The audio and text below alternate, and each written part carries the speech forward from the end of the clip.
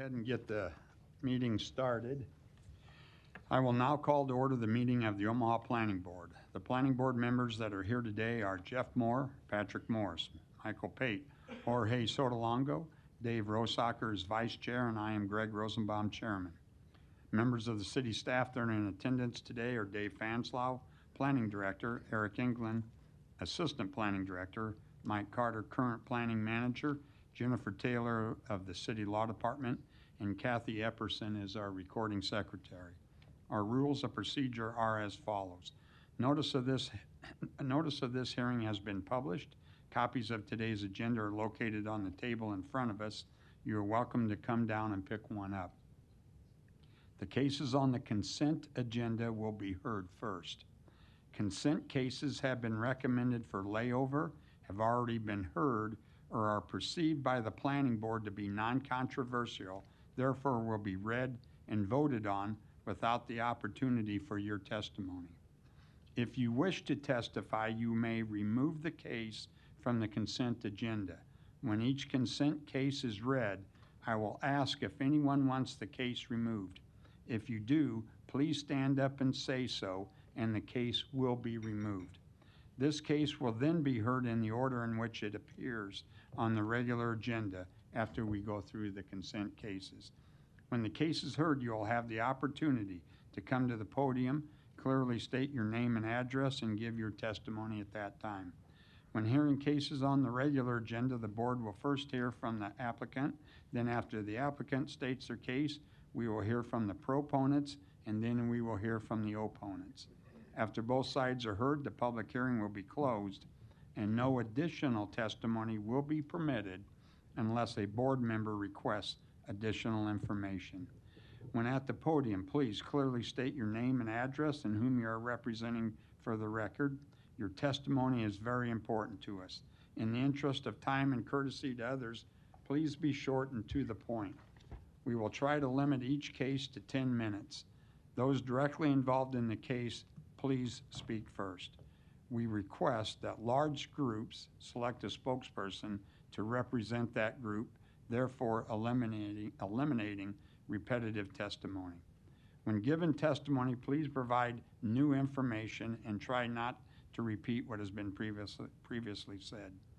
We do ask that all speakers and others be treated with courtesy and with respect. In that regard, please remain silent while seated, and please turn off your cell phones. Our decision to approve, deny, or continue a case made here today will be forwarded to the City Council for another public hearing and final disposition by the City Council. Conditional use permits are an exception to this rule. The board's decision made here today on conditional use permits are final and not forwarded to the City Council. Lastly, upon the advice of the Law Department, all communications to the board members from attorneys or other interested parties should be transmitted through the Planning Department so that they are made a part of the public record. The department will then transmit all that information to the board as well as to the rest of the public. A current copy of the Nebraska Open Meetings Act can be found in a white binder in this room. I'll get started with the consent cases, and we do not have any changes to the consent agenda. And there's quite a few of them, so. And remember, after each consent case, I'll ask if you want it removed. If you do, you'll have to stand up and say so, and then that case will be removed. Agenda item number 4, case C10-23-133, C12-23-134, applicant Drew Lyer, on for approval, request preliminary plat approval of Blue Stem Prairie, second edition, a subdivision inside city limits, along with approval of rezoning from DR to DR and R5. This was laid over from our June meeting. Location 4966 Newport Ave. Anyone wish to have this removed? Okay, seeing none. Agenda item number 5, case C10-16-287, C10-9-156, C12-16-288. Applicant Jasper Stone, 192nd and Dodge LLC. It's on for layover. Request final plat approval of Avenue 1, lots 12 through 23, a subdivision inside the city limits with rezoning from AG to MU, along with approval of a major amendment to the mixed-use development agreement for Avenue 1 and repeal of the ACI overlay district for a portion of the site. This was laid over from our June meeting, location southwest of 188th and Burke Street. Anyone wish to have this removed? Okay, seeing none. Agenda item number 6, case C10-23-58, C11-23-151. Applicant, Green Lake Development LLC. It is on for layover. Request rezoning from R7 to TOD2 MUR with repeal of the ACI area of civic importance overlay district, along with approval of a planned unit redevelopment overlay district. This was laid over from our June meeting, location 3511 and 3515 Howard Street. Anyone wish to have this removed? Okay, seeing none. Agenda item number 10, case C12-23-164. Applicant, Corey Gross. It is on for approval. Request preliminary and final plat approval of DM&R Investment Replat 3, a minor plat inside city limits, location 4848 South 66th Circle. Anyone wish to have this removed? Seeing none. Agenda item number 11, case C10-23-165, C12-23-166.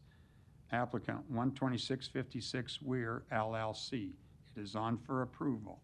Request preliminary and final plat approval of the Oaks Replat 3, a minor plat inside city limits with rezoning from R6 to R7. Location 12656 Weir Street. Anyone wish to have this removed? Seeing none.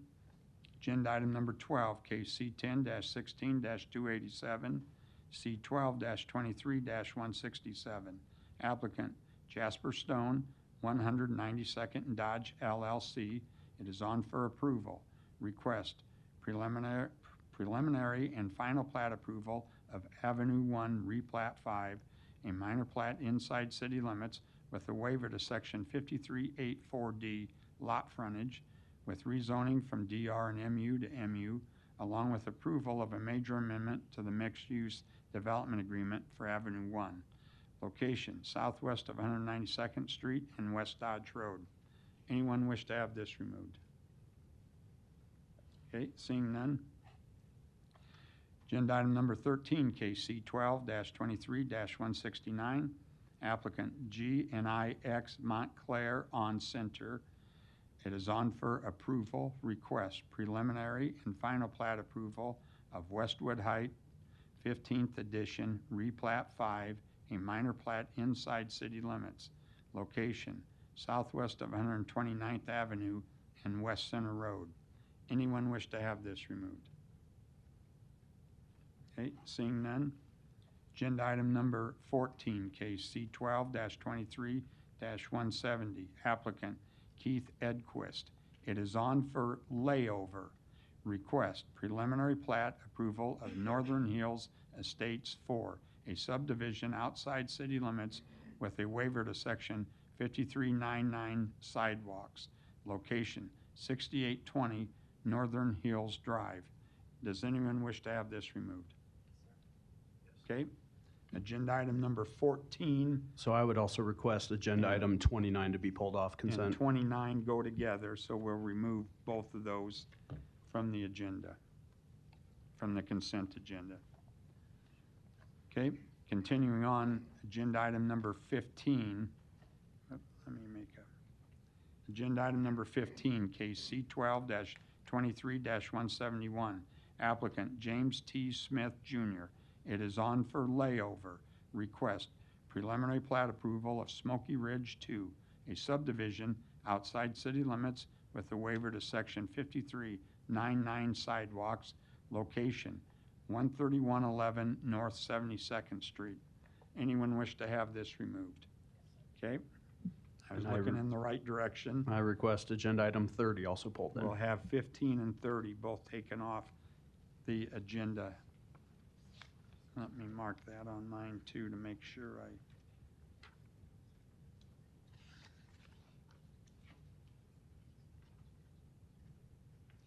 okay. Moving on, agenda item number 16. Case C12-23-172. Applicant Scott Carson. It is on for approval.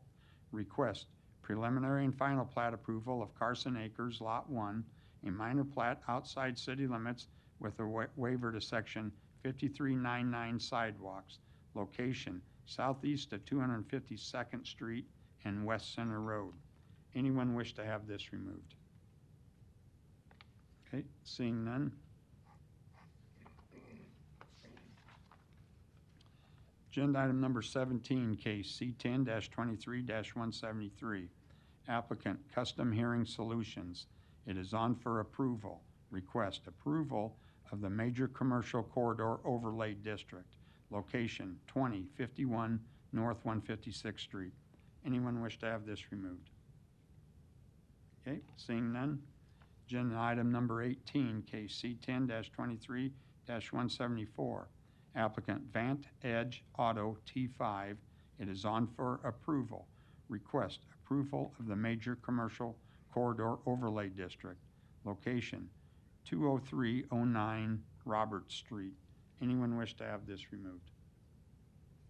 Okay, seeing none. Agenda item number 19, case C10-23-175. Applicant Jeremy Moore. It is on for approval. Request approval of the Major Commercial Corridor Overlay District. Location 3131 South 156th Street. Anyone wish to have this removed? Okay, seeing none. Agenda item number 20, case C10-23-176. Applicant Stacy Spastansky. Hope I said that right. It is on for approval. Request approval of the Major Commercial Corridor Overlay District. Location 4036 South 42nd Street. Anyone wish to have this removed? Okay, seeing none. Agenda item number 21, case C10-23-177. Applicant Michael Worley. It is on for approval. Request approval of the Major Commercial Corridor Overlay District. Location 2500 South 120th Street. Anyone wish to have this removed? Okay. Agenda item number 22, case C10-23-178. Applicant Travis Freeman. It is on for approval. Request approval of the Major Commercial Corridor Overlay District. Location 2011 North 156th Street. Anyone wish to have this removed? Okay, seeing none. Agenda item number 23, case C10-23-179. Applicant LTB 2562 Spalding. It is on for approval. Request rezoning from GC to CC. Property is a designated local landmark. Location 2922 North 16th Street. Anyone wish to have this removed? Okay, sir. Number 23. Yes. Yep, 23 has been removed from the consent agenda. Agenda item number 24, case C10-2-262. Applicant Pinnacle Bank. It is on for approval. Request approval of a major amendment to the mixed-use development agreement for West Dodge Station. Location 18081 Burt Street. Anyone wish to have this removed? Okay, seeing none. Agenda item number 25, case C10-23-168. Applicant Dave Picard. It is on for approval. Request rezoning from GI to R5. Location 2504 Bancroft Street. Anyone wish to have this removed? Seeing none. Agenda item number 26, case C11-23-181. Applicant C&N Investments. It is on for approval. Request approval of a plan unit redevelopment overlay district. Location 4076 Spencer Street. Anyone wish to have this removed? Okay, seeing none. Agenda item number 27, case C11-96-124. Applicant JEO Consulting Group.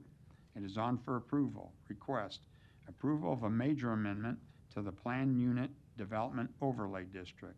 Location northwest of 42nd Street and Miranda Streets. Anyone wish to have this removed? Okay, seeing none. Agenda item number 28, case C8-20-209. Applicant Tony Barnes. It is on for approval. Request approval of a major amendment to the special use permit to allow outdoor sports and recreation in the AG district. Location 4906 South 180th Street. Anyone wish to have this removed? Okay, seeing none. Agenda items number 29 and 30 have already been removed. Agenda item number 31, case C7-22-155. Applicant Lisa Scoville. It is on for approval. Request approval of a major amendment to the conditional use permit to allow warehousing and distribution limited in the CC district. Property is located within an ACI 3 area of civic importance overlay district. Location 11548 West Dodge Road. Anyone wish to have this removed? Okay, seeing none. Agenda item number 32, case C7-7-73. Applicant Joe Tarasic for Nebraska Methodist Hospital. It is on for layover. Request approval of a major amendment to the conditional use permit to allow hospital services general in the GO district. Location 8303 Dodge Street. Anyone wish to have this removed? Okay, seeing none. Agenda item number 33, case C14-23-184. Applicant Planning Board. It is on for approval. Request approval of the vacation of a portion of the Douglas Street right-of-way located east of 73rd Street and the eastern terminus. Does anyone wish to have this removed? Okay, seeing none. Agenda item number 34, case C14-23-185. Applicant Douglas County. It is on for approval. Request approval of the vacation of a portion of the Wright Street right-of-way located east of 234th Street to the eastern terminus. Anyone wish to have this removed? Okay. Seeing none, those are the consent items. Do we have a motion for the consent items that were on for approval? Motion for the approval of cases 4, 10, 11, 12, 13, 16, 17, 18, 19, 20, 21, 22, 24, 25, 26, 27, 28, 31, 33, and 34. Second. Okay, we have a motion and a second. Kathy, please record the vote. Rosacker? Yes. Moore? Yes. Morris? Yes. Pate? Yes. Sotolongo? Yes. Approved 6-0? Nope, Chair. you missed mine. Oh, I'm sorry, Chair. Yes. I knew I was Okay. forgetting somebody, sorry. That's all right. Approved Do we have 6-0. do we have a motion for the consent cases that were on for layover? A motion to lay over agenda items number 5, 6, and 32. Second. Okay, we have a motion and a second. Kathy, please record the vote. Moore? Yes. Morris? Yes. Pate? Yes. Sotolongo? Yes. Rosacker? Yes. Mr. Chair? Yes. Approved 6-0. Okay, so all those cases that were left on consent, though there will be no further action taken today. If you were here for one of those cases, you are welcome to stay or you are free to leave. It's up to you, so. Number 11, we're here, did we not do it right? We'd like to do Number 11, That was on for approval. That was on consent for approval. And you wanted to have it taken off, okay? Can we, once we've taken a vote, can we do that?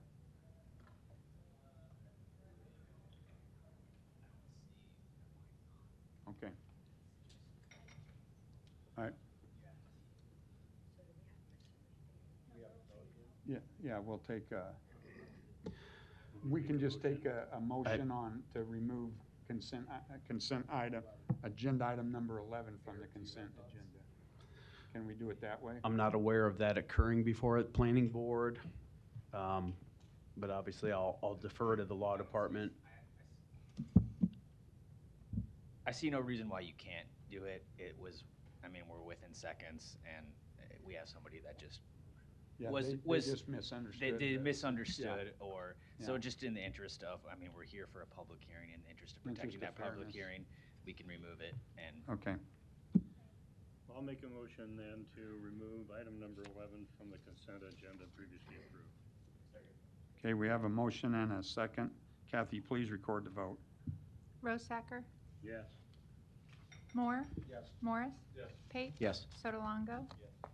Mr. Chair, Yes. approved 6-0. Okay, the first three agenda items are administrative only. There'll be no opportunity for public comment. Agenda item number 1, I have to recuse myself, so I'm going to leave the chambers and turn it over to Dave Rosacker.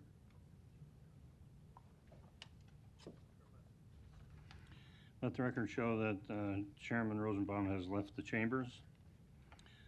For case, agenda item number 1, case C12-23-144, applicant Lakeside Farms LLC. Request final plat approval of Lakeside Farms, a cluster subdivision outside city limits with approval of waivers to sections 5399 sidewalks, 53910 streetscape standards to waive installation of streetlights, and 538 stopping site distance. Location northwest of 72nd Street and Bennington Road. May we hear from the applicant? Yeah, so I'll take that. So the preliminary plat was before the planning board on June 7th, recommended for approval, and then ultimately approved by city council last week on the June 27th meeting. This final plat is for the entirety of the boundary site. There were several Chapter 53 waivers that were approved with the preliminary plat, but at the time of the preliminary plat, there was still outstanding items on a few of those waivers. This recommendation report does talk about support for the streetlight and sidewalk waiver. However, there is not support for the stopping site distance waiver. So we will have to continue to coordinate with the applicant regarding that, as well as a few other items listed in the recommendation report. Staff recommends layover. Okay. Any other testimony? Okay. That's right. Okay, any questions from the board? Take a motion? Motion to lay over. Kathy, please record the vote. Morris? Yes. Pate? Yes. Sotolongo? Yes. Rosacker? Yes. Moore? Yes. Mr. Chair? Oh, He's sorry. recused, Approved 5-0. Not here. Okay. Case number 2, you want to call Chairman Rosenbaum in? Let the record show that Chairman Rosenbaum has returned to the chambers. Thank you, Dave.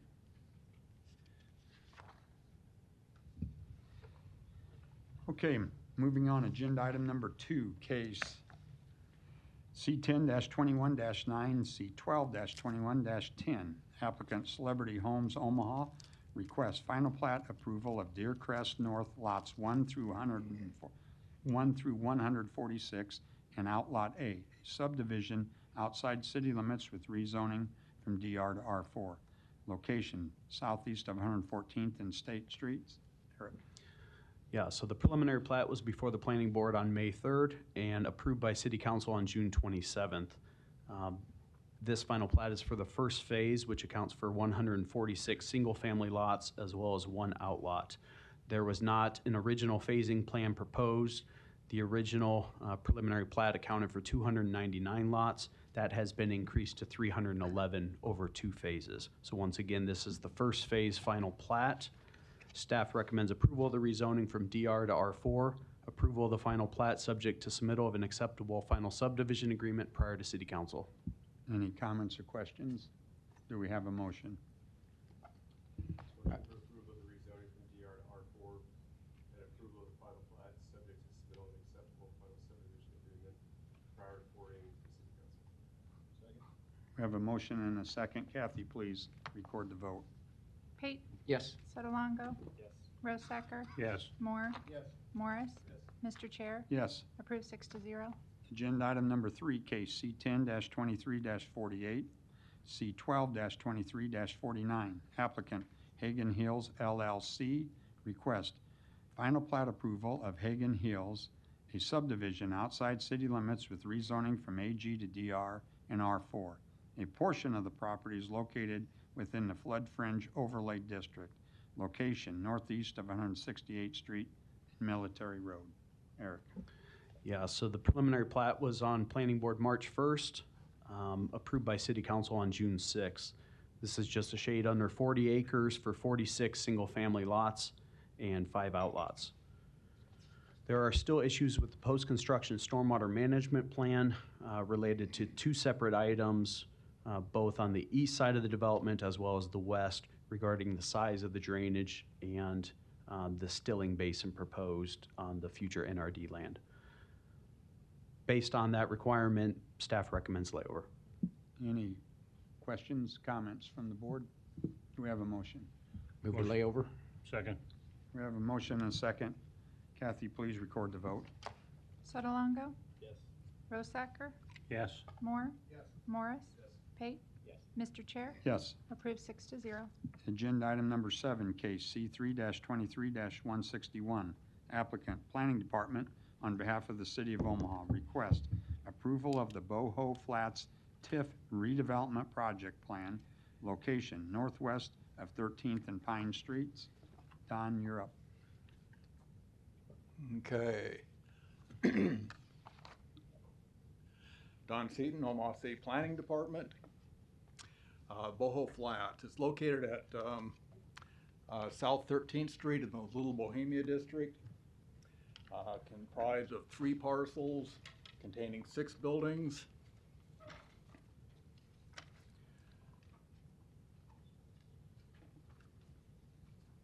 Here's a site plan for the new building. The 6 buildings will be removed, the site cleared, and a new 5-story mixed-use building will be constructed. Be about 59 market rate apartments on the upper floors, about 5,400 square feet of commercial. Developer is Boho Flats LLC. Project is about $15.3 million. They're requesting TIF support of $2,090,443. This meets the required criteria of the TIF program. We ask for your approval. Thank you. Thank you, Don. Any other proponents? Good afternoon, Mr. Chair. Bob Griffith, 11440 West Center Road, here on behalf of the applicant. Thank you, Don, for introducing the project. I just add that all current tenants have been noticed. They are month to month, but they have been noticed for some time now of the pending development. And there was a neighborhood meeting that was held in there in between the rezoning that was approved. And today we had 2 individuals show up in support of the project. We have not heard of any negative feedback to date, so just want to make that aware. I'll here for any additional questions as well. Thank you. Okay, thank you, Bob. Any other proponents? Seeing none, are there any opponents? Seeing none, I'll close the public hearing. Additional comments or questions? Eric, did you want to add anything? No, just that previously at your May meeting, there was a rezoning PUR before this board. This is an area that is quickly redeveloping along the 13th Street corridor. Staff recommends approval. Do we have a motion? We have a motion and a second. Kathy, please record the vote. Rosacker, Yes. Moore, Yes. Morris, Yes. Pate, Yes. Sotolongo, Yes. Mr. Chair, Yes. approved 6-0. Agenda item number 8, case C3-23-162. Applicant Planning Department on behalf of the City of Omaha. Request approval of the Kennedy Square West TIF redevelopment project plan. Location 3005 and 3006 Emmett Street. You're up again, Don. Okay, great, thank you. Kennedy Square West, project's located on 2 parcels at 30th and Emmett. It's currently occupied by the vacant Martin Luther King Jr. building. Site will be cleared and redeveloped with a 4-story mixed-use building. Be 39 apartment units. They're LIHTC funded. Some micro retail on the main floor. Project is a Brinshore Development LLC project. Todd Lieberman, manager. It's a $17.7 million project. TIF support is $473,486, and we ask for your approval. Thank you, Don. Any other proponents wishing to speak? Hi, Bill Lukash, Brinshore Development, 903 South 184th Avenue Circle, Omaha, Nebraska, or maybe Elkhorn. I can't remember which one it is anymore.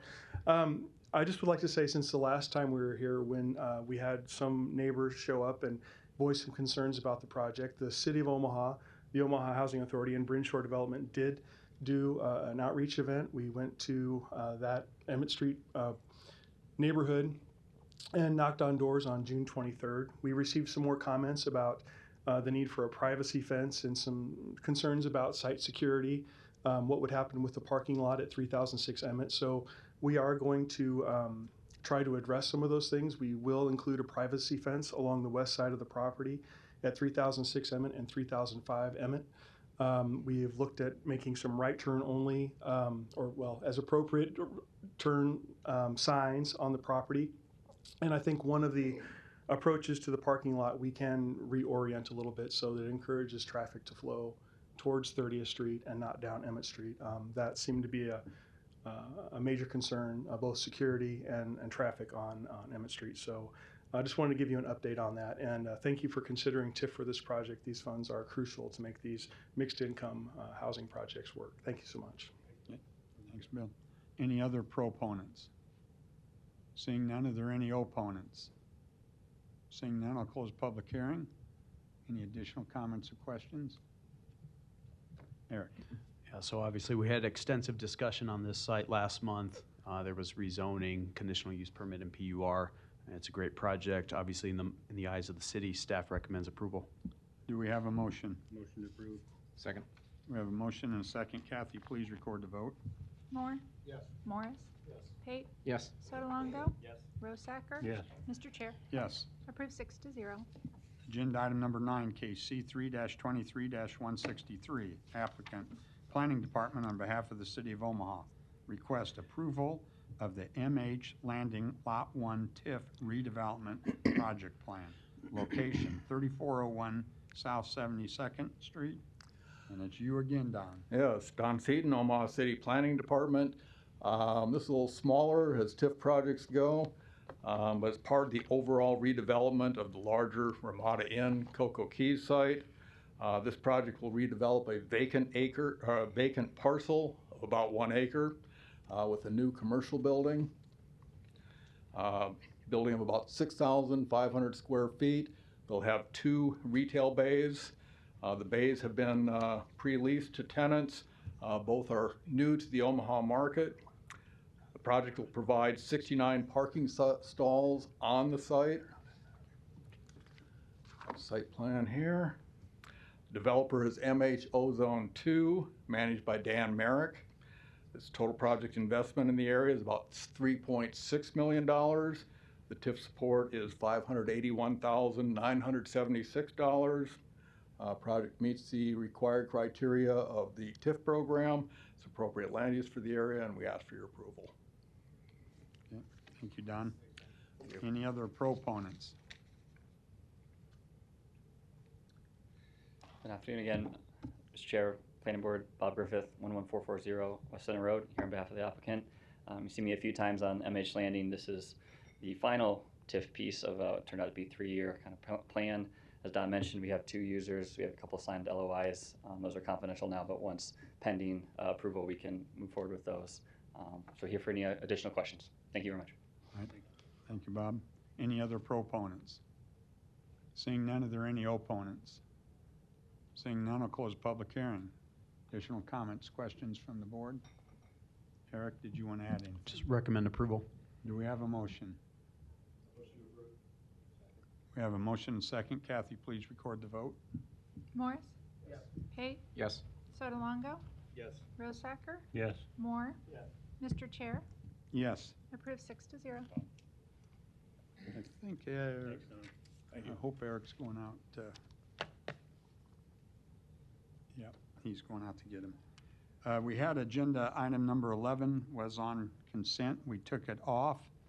It's case C10-23-165, C12-23-166. Applicant 12656 Weir LLC. Request preliminary and final plat approval of the Oaks Replat 3, a minor plat inside city limits with rezoning from R6 to R7. Location 12656 Weir Street. May we hear from the applicant, please? Doug Kellner with TD2 10836 Old Mill Road here on behalf of the applicant. The developers are also here. And I don't know if you guys want to talk about it all, start out, or just I'd like to respond to any questions that come up. Okay. Doug Kellner. Doug, just a second. Yes. This is still preliminary. Do you know how many stories this building is? Have you gotten that far in your design? Yes, Okay. the building is basically a 3-story residential with a parking garage underneath of it. Parking garage is in the ground. In the in-ground parking Yes. garage, 3 stories above ground? Correct. Okay. All right, thank you. Any other proponents wishing to speak? We'll need your name and address. Okay, Mindy Crook, Arch Icon Development Construction, and the address is 509 Walker Street, Woodbine, Iowa, 51579, and we are proponent and the owners and developers for the project, and here to answer any questions. Okay, thank you. Any other proponents? Okay, are there any opponents wishing to speak? Yeah, here's the map. You want that as a Yes. Put it up here. Put it on the screen. Oh, okay. Oh, it's There up you here. go. Yeah. My name's Christine Stanabin. My address is 5117 South 126th Court. And that means I live right here. This is my garage. Okay. So we've been in there since 2016. And I know we have some people here that live on this side, where their house is right here. And they've asked me to represent. So when we first notified of all this information, we all didn't know what was going on. So we thought that's what we were coming here for today. Like, okay, we're gonna go and be able to talk. And so then we're meeting these people and we don't even know who they are. So none of this has been communicated to us in any way. So, I'm sorry, what was your name? Mindy said that this was put on an old Miller Nextdoor app. They had reached out to Dave Rathbun from OMENA, which is Old Miller Eastern Nebraska Association. Has nothing to do with anything of us. Mary Borgensen. Those are 2 of the names I know on there. Everybody else we don't even know. Joyce has been there how long? 32 years, Anita. Nobody made any attempt to find out who was on the board, nobody emailed us anything, nobody even notified us by mail. So this whole communication, I can't even get past step 1 to get to step 2. Especially when I'm up there and she's going, well, we emailed somebody who's not even a part of our association. Do you have a neighborhood association? We have a board for Oaks Town Square. And I don't know, we're published as some type. Yeah, there would have been a way to find us. And we have an HOA. And so all of this. Is that specific to the north side of the freeway? Yeah. And they could have put letters in the mail. I would have reached out right away and said, hey, look, here's who, Joyce and I work really close, Anita and I work close to keep our neighborhood nice and safe and the way we like it. And this was all done and we didn't even know about it till today. And then we show a list of 7 names that we don't even know. I do know a couple of them. They're not part of our board. And the other thing was, it was said it was put on Old Millard Nextdoor app, which I am on that app. Doesn't mean, that's not a public forum or of any type, Christine, how'd you find out about it today then? We got the letter in the mail, Today? no, like a week or 2 ago, and it said they're gonna finally have a hearing on this. We get here thinking, we're just here to talk about it. We don't even know this has gone this far. Okay. And we're not So you did attorneys. receive notification though, a week or so ago, correct? Yeah. Didn't know what it was hearing. about necessarily, but you got notification there's a case that's going on. Yeah, that was the first of our knowledge. Okay, all right, thank you. I just want to make sure that you got Yeah. proper notifications instead of no notification, so. But you still didn't know what it was. I understand that. Okay. Okay, anything else, Christine? Yeah, I'd like to know more of the process and procedure to go forward, and I'm not trying to hold up hearings or anything like that. I just want something done as far as what we can get legally done. I mean, we don't even have an attorney involved or anything like that because we don't even know where step 2 is. Other than poor communications, what we just found out right now. Okay, Eric England will fill you in. He's sitting right here, Assistant Planning Director, so a little later in the meeting, he'll fill you in. Okay. Okay, anything else? Nope, that's it. Thank Okay. you. Any other opponents wishing to speak?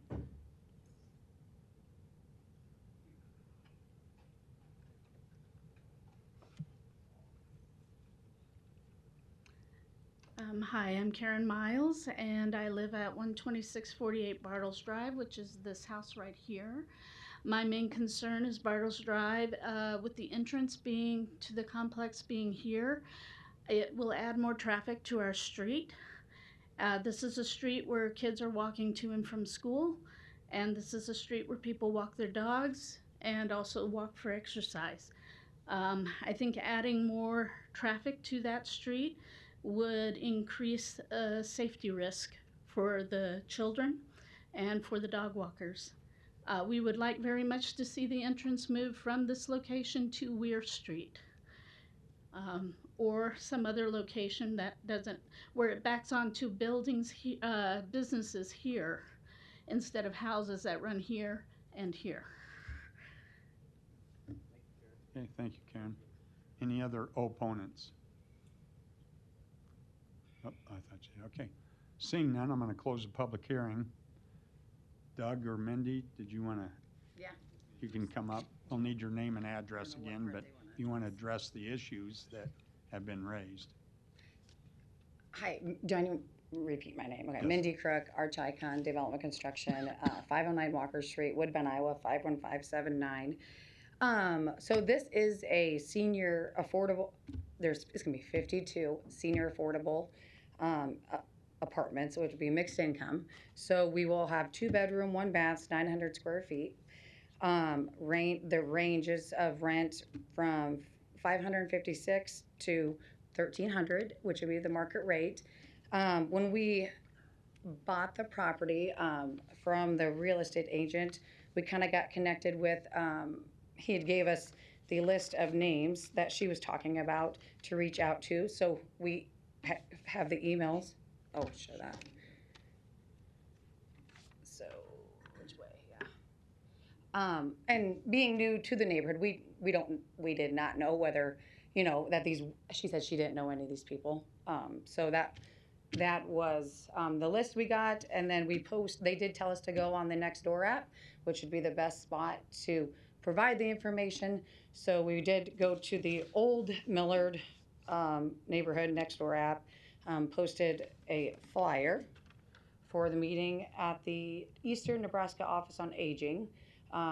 That's who we will be partnering with to help provide the supportive services for the seniors. She was very excited about the project. She said there's such a need for the housing. We understand their concerns. I don't know if, as far as it being, new to the neighborhood. We do housing development. We do affordable. We do market rate. And we do want to, I guess, work with the neighborhood. And we want to be good neighbors as well. So Doug, as far, I don't know what you. I'll Mindy, let you- just a second. Yeah. Just so, I want to make sure.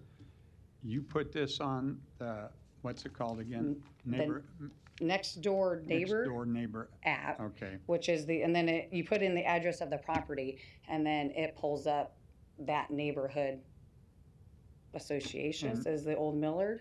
You were going to have a or you did have a We meeting. did have a meeting May 10th. 6:30, May Yep. 10th at that location. Yep. How many people showed up?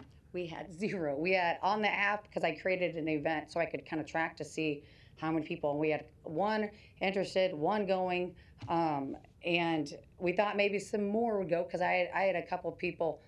I'm not trying to explain the app, but they'd sent like the flowers and hearts to like the project, to the event. So nobody did show up. We sat there for an hour, and then Your interpretation of that no one showed up was that this was non-controversial. yeah, and we That was your yes, interpretation. yes, Okay. yep. And So- besides hearing nothing back from the other emails that we had sent this out to, we have nothing back. But we thought maybe, we in the email I said, spread the word. Let us know if there's anybody else we need to get a hold of and contact. And we hung like the flyer up at the office. They hung it up for us. So a lot of people going in and out of there, especially that age group. So. Mindy, did you have any, like, outside of email or app communication or hanging up, did you, like, have any phone calls or neighborhood canvassing or anything that you guys tried to do? We've been, we did not go door to door. Or, like, physically mail out the flyer or anything? No, we did not. We did not do that. We did not have the name. I mean, we didn't have the names. We could, I guess, when we're happy to have another meeting. Sit down and have another meeting if we need to, because we know this has to be work with the neighborhood. So I don't know. Do you have any other questions for me? I'm good. Anybody else have a question for Mindy? Thank you, Mindy. Okay. thank Doug, you. were you going to add something? Well, I guess the only thing was if, as far as the driveways, Doug Kellner, TD2, 10836 Old Mill Road. Public Works hasn't really reviewed that for traffic or driveway locations yet, so I think we can place them wherever they feel the safest is for traffic point of view. Doug, on that, do you have the plan that has stormwater shown on it? Do you have that available with you? Let's see if I've got that one. I'm just wondering if that's an issue. With the stormwater. But I guess it Heading- just depends on where they were thinking the safe spot was Yeah. or something, but. Yeah, that one just has the inlets, but, there's going to be a basin down at the south in this Yeah. general location. I think Public Works would likely say these locations are maybe too close to the intersection or something like that. There's some grade issues as you get up here, so I don't know that there's a lot. There might be something closer this way or something, but I don't know if that really solves the issues, so I guess we'll just have to work with Public Works for. This is not an assisted living, it's just a senior living facility. What experience do you have with the traffic on something like this? 52 units? Well, maybe Mindy could talk better to that, but we'd Mindy's still have to, saying no. I mean, there's not gonna be much traffic, but we'd Yeah. still have to design it out for an apartment complex that the traffic study, Public Works would wanna look at it that way, so we'd probably have to look at it as higher volumes of what would be actual. Well, if it's senior living, and I'd agree with you, I don't think that there's gonna be much traffic coming in and out of there, particularly if they're retired individuals. They don't go to work and come back during the work day, but obviously they need to go shopping and do their Right. stuff, right? Yeah, So- I'm not But saying it there's is no zoned traffic. right now for apartments, so if you had apartments in there, there would be much more traffic, I believe. Well, R6 apartments. Yeah. We're asking for R7. Right, right. Okay. Any other questions for Doug or Mindy? I have a question. Mindy, just for the sake of transparency and all the neighbors here, is there plans for a second phase or a second building, or is that Yeah, Mindy undetermined Kirk- at this oops. time? Or go ahead. Mindy Kirk, Arch Icon, Development Construction, 509 Walker, Woodbine. or 509 Walker Street, Woodbine, Iowa. So like you had said, R6 is zoned that we can, I think, build this. The reason that the thought process was if the need was there and for future development, whether it's 3, 4, 5, 7 years, you could do a phase 2, and we explained that.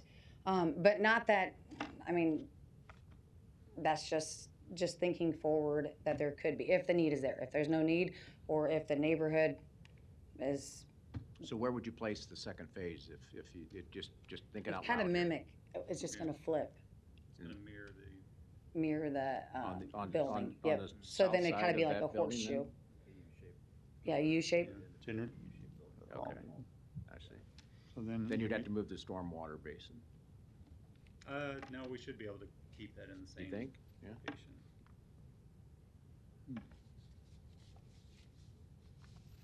Is that an entrance off of your street? No. Coming from Or- south? Yes, to the parking garage. Oh, so then it would just go straight through.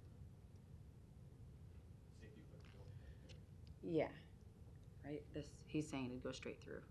No, No. you're talking about this one here. Oh, go underneath the building, yes, the building. Oh, so your parking's gonna be underneath for the residents? Yes. So Correct. the only parking that's really gonna come in and out of Bartles Drive then will be any visitors? Yeah. Or yeah. Potential, or. Potentially. Yeah. or- If somebody has or 2 employees- vehicles, then employees. one may park Mhm. Yeah, there.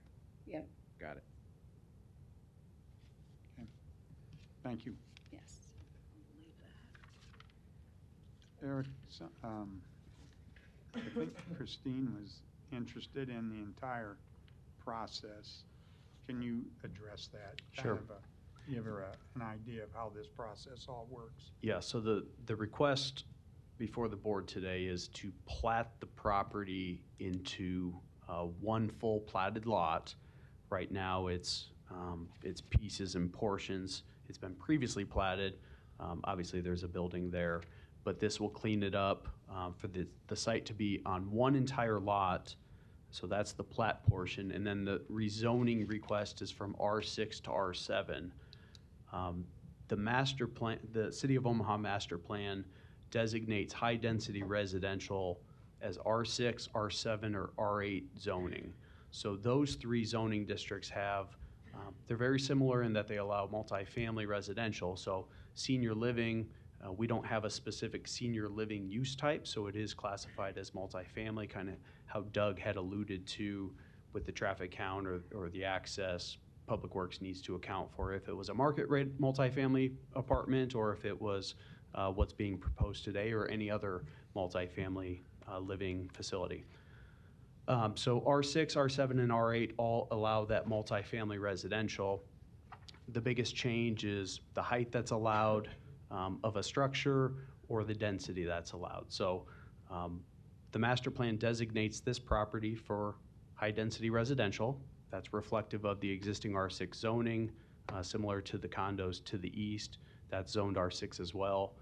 The request is to take that up to R7 for density purposes or perhaps the height, but I don't think that comes into play with what's being proposed today. So the rezoning and the plat obviously comes before the planning board, and then those items also need to go to the city council for a public hearing and the ultimate vote, yes or no on the project.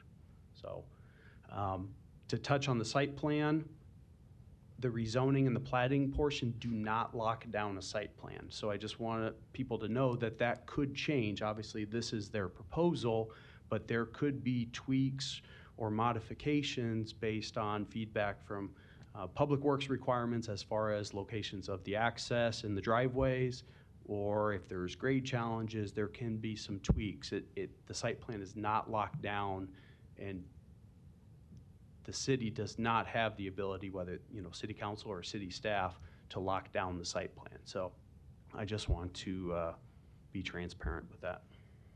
Okay. Anybody have any additional comments or questions? I think it's a great use. I think that it's an important residential project for the neighborhood. My concern is that there hasn't been enough communications with the immediate neighbors. it is surprising to me. I am familiar with the developer's work in South Omaha and other communities, and they've done very impactful and good projects. So I'd like to see that opportunity for you guys to come together and maybe just illustrate the project a little bit more, because I think it would be accepted and well received. Yeah, and I agree with that too, and I think this has to come back to us for final plat anyway, does it? Well, so both the preliminary and final are on today. So Oh, it's this on would be today. the only time that planning board sees it. However, there will be several weeks until it's on the city council agenda. Because there's a rezoning, it has to be on 3 agenda readings. So at a minimum, or at the earliest, this wouldn't be on to city council agenda late August, but most likely probably into September or October if there's a subdivision agreement that's needed. So if there's concerns about not enough correspondence or meetings, there's definitely time, between the planning board meeting and city council for that to happen. Just I'm sorry to interrupt you, but would the neighbors all receive proper notification of that city council meeting then too? they would receive a similar, it looks a little bit different, but they'll receive a similar letter from the city clerk when it has been scheduled. The planning department actually sends the list of the property owners. So any property owner within 300 feet of the site received a letter from the planning department. They would also receive a letter from the city clerk once it's been scheduled for city council placement with the date of the public hearing and vote on city council. So here's what I would suggest is this is a great project. I think this is a very good project for this particular site. And I would encourage the developer, not everyone gets the Nextdoor app. They just don't. They don't. So I don't know that that's the best way of communicating. But I would encourage the developer to get with the neighborhood association and extend an invitation to everybody that's interested in coming to another meeting prior to that city council and get together. But I don't want to delay the project necessarily because I think you could work things out. So. And we can always provide the applicant with a list of who we notify if that would be of help for them in their notification purposes. Using that list to physically send out that flyer is probably the best way. Yeah. Mindy, would you come up? Yep. Give your name and address Yep, again. Mindy Crook, Arch Icon Development Construction, 509 Walker Street, Woodbine, Iowa, 51579. Okay, thank you. Are you agreeable to have Yeah. Yep, and advertise, as we can talk get to that these list, people we'll and- send yeah, a new. and have another meeting Yep, before yep. city council sees Yes, this? and we can explain it and answer questions and then, And I'd suggest that you speak with them before you embark. yeah, when we spoke out before, but To we get can catch them up. Association contacts and stuff. Yep, Okay. Just to point out, the property to the east is a condo regime, so there's like 48 different parcel owners within that property. it's two So stories, it's going to yep. be a bit larger than what you would typically see for this site boundary. Thank you, Mindy. yep, thank you. If there aren't any additionals, we'll go to any additional comments or questions. We'll go to Eric. Okay. Staff recommends approval of the rezoning from R6 to R7, approval of the preliminary plat subject to the 2 conditions in the report, approval of the final plat subject to those conditions, and submittal of an acceptable final subdivision agreement if necessary prior to city council. I'll move approval of the rezoning from R6 to R7, approval of the preliminary plat subject to the 2 conditions outlined in the recommendation report, and approval of the final plat subject to the conditions of the preliminary plat approval, and submittal of an acceptable final subdivision agreement if necessary prior to forwarding the request on to City Council for final action. Second. Okay, we have a motion and a second. Kathy, please record the vote. Rosacker, Yes. Moore, Yes. Morris, Yes. Pate, Yes. Sotolongo. Yes. Mr. Chair, Yes. approved 6-0. Okay, we're going to take cases 14 and 29 together. They were both on consent for layover. Agenda item number 14, case C12-23-170, applicant Keith Edquist, request preliminary plat approval of Northern Hills Estates 4, a subdivision outside city limits with a waiver to section 5399 sidewalks, location 6820 Northern Hills Drive. And agenda item number 29 is case C8-23-182. Applicant Keith Edquist, request approval of a special use permit to allow development in the ED North Hills Environmental Resources Overlay District, location 6820 Northern Hills Drive. May we hear from the applicant, please? Elizabeth Hunter with Snyder and Associates. Our office address is 11850 Nicholas, Omaha 68154. And I'm here representing Keith Edquist. Okay. So the development is on a single-family lot that is being proposed to be divided. Well, here, I'll start with this map. I don't know if, let me point over here to this. This is 72nd Street here. And this is Northern Hills Drive. This location here, where you see the curved road that comes in and makes the loop, that's where the North Omaha Volunteer Fire Department location is. This is just north of the North Omaha Airport. So this is what the current property looks like. It comes in off of Northern Hills Drive, and there's one house with a large barn. It's an old horse training facility, and so there are some outbuildings and such, and old pasture space that are being taken down now that somebody's back living in the house. And it is proposed that this would be lot 6 is where the existing house and items would remain, and then we would split this up to a total of 8 lots for the 12 acres that are in there. This would connect to the east to the development Ponca Hills that's underway. I know there's some houses being built there. And then there is also another development where the fire department development is, that we would connect to that one as well through, there's a on their plat, there's a reserved space for that connection to be made. So that's just kind of the basics of what the project is. If there are any questions or anything, we would like to answer them. So. Okay. Thank you, Elizabeth. Any other proponents?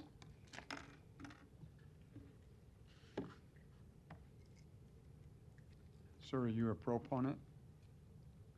Oh, I thought you were getting ready to get up. Okay. Are there any, seeing none, are there any opponents wishing to speak? Okay. How many of you are going to talk on this? If you want to come on down and take a seat down front, that'll help speed things up. And please give us new information when you're up at the podium.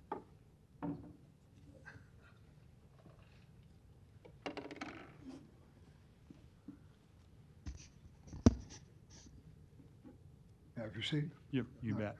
My name is Stephen Scher. The first name is S-T-E-P-H-E-N, Scher, S-C-H-E-R-R, and I appear in behalf of myself and my wife, Jan. Our residence, we are at 6934 Northland Drive, sorry.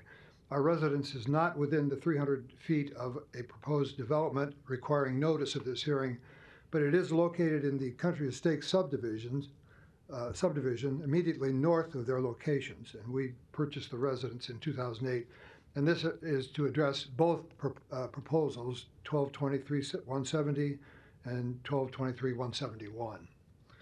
Our residence is one of 7 in the Country Estate subdivision located along and adjacent to Deer Creek, whose headwaters are in the areas of the proposed developments. The creek is formed by springs and it drains the springs and natural precipitation. Deer Creek is a grassy waterway until it passes to the north through a culvert under Northland Drive. At that point, it forms a deep ravine and meanders farther north into the Missouri River. The reason for our appearance is not to challenge the creation of the proposed subdivisions, but to address the issue of water runoff into the creek and its effect on residences located along and adjacent to the creek. It appears evident to someone not an expert in hydrology that these developments will increase both the volume and the velocity of the runoff. It does not require a hydrologist to recognize that the creation of roofs, patios, manicured landscapes, sidewalks, and streets will inevitably increase the impact of the runoff into the creek. However, it does require an expert to assess the measures proposed for essential control of the additional runoff. I'd like to add parenthetically, I've appeared before you before, and we suffered a serious bank break-off behind our house, costly repair, I should say. And this is a 2 to 3 foot brook and running fairly fast behind our house, but I've observed it after a downpour to increase, in my estimate, 10 to 12 or even 15 feet in places. So it does change a lot when there's a big runoff. And at the last time I requested, I don't think I received a response to a request that, and that was in another application, obviously, that we receive information about what, if any, expert assessed the proposal in terms of the water runoff. Stephen, you were here when we were talking about the That's North correct. Omaha Airport, That's correct? correct. Right. Same issue. Therefore, we believe that we are entitled to, and we ask that the Commission consider and address the following issues presented by these proposals. Number one, that provisions of the plans should be reviewed and evaluated by an expert in hydrology on your staff or by an independent hydrologist engaged by the staff of the Planning Board. And that with the advice of the hydrologist, the Commission require the developers to create clear, specific, and enforceable conditions for each proposed subdivision for control of the additional runoff which will result from this construction. Thank you very much for your time and consideration. Okay, thank you, Stephen. Any other opponents wishing to speak? Now, don't forget, folks, that this was on for layover. So there's a few items that have not been addressed by the applicant yet. They're still working with the city, but this is on layover, was on consent for layover, so. My name is Jason LaFerrier, 7110 Stargrass Road, Assistant Chief of the Irvington Volunteer Fire Department, not North Omaha Fire Department. Would it be helpful if we knew what, why the projects were put on layover? That may save us some time, or maybe direct some of us to come back at a later time. Well, we were requesting for it to come off of layovers, so we would actually like to Oh, okay. address that. Hold on a second. Eric, will you address Jason's comment? Well, I guess I'll get to my comments here in a moment. I guess I would recommend, Jason, you to just say what's your opposition, and then I can touch on some of those items. Okay. When it comes to my turn after the public testimony. All right. Well, thank you for letting us speak today. I am, with this other gentleman, I'm opposed to both developments, but now I, understand we're hearing the Northern Hills Estates 4 development. Mr. Edquist has a history of violations with his current development, Northern Hills Estates 1 through 3. He has ignored the stormwater erosion damage throughout the neighborhood and continues to do nothing about it. I personally know residents in the Northern Hills Estates neighborhood that have reported the issues to the Douglas County Engineer's Office. In fact, there was a big news story about the condition of Northern Hills Estates a few years ago, and nothing has been done to change it. I also know that there was a letter sent from the city attorney to Keith Edquist dated August 19th, 2019, telling Keith he had to be compliant with an agreement that he must form an HOA.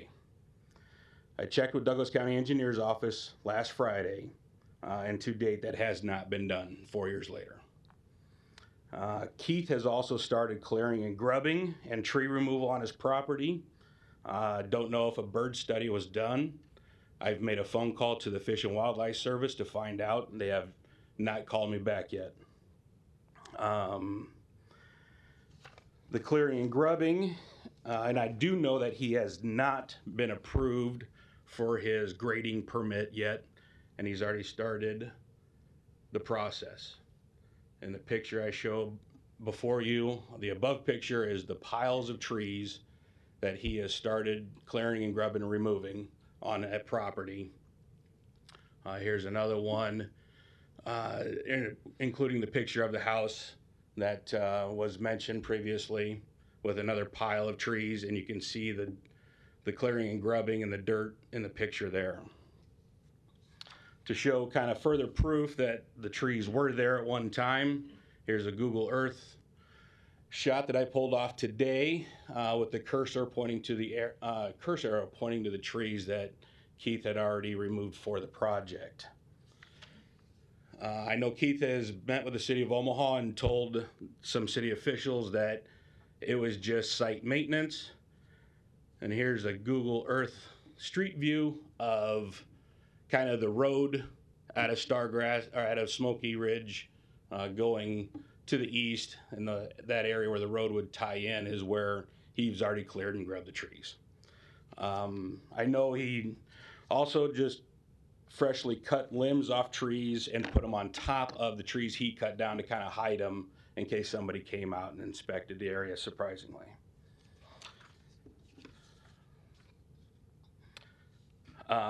My fear is these gentlemen, both Jim Smith and Keith Edquist, have completely ignored rules and regulations for proper development thus far.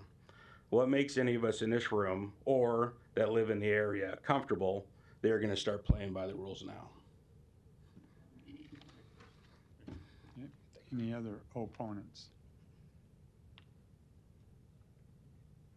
Proponents? Opponent. Opponents, yeah. My name is Richard Scott Camp, 13326 North 66th Street, Omaha, Nebraska 68152.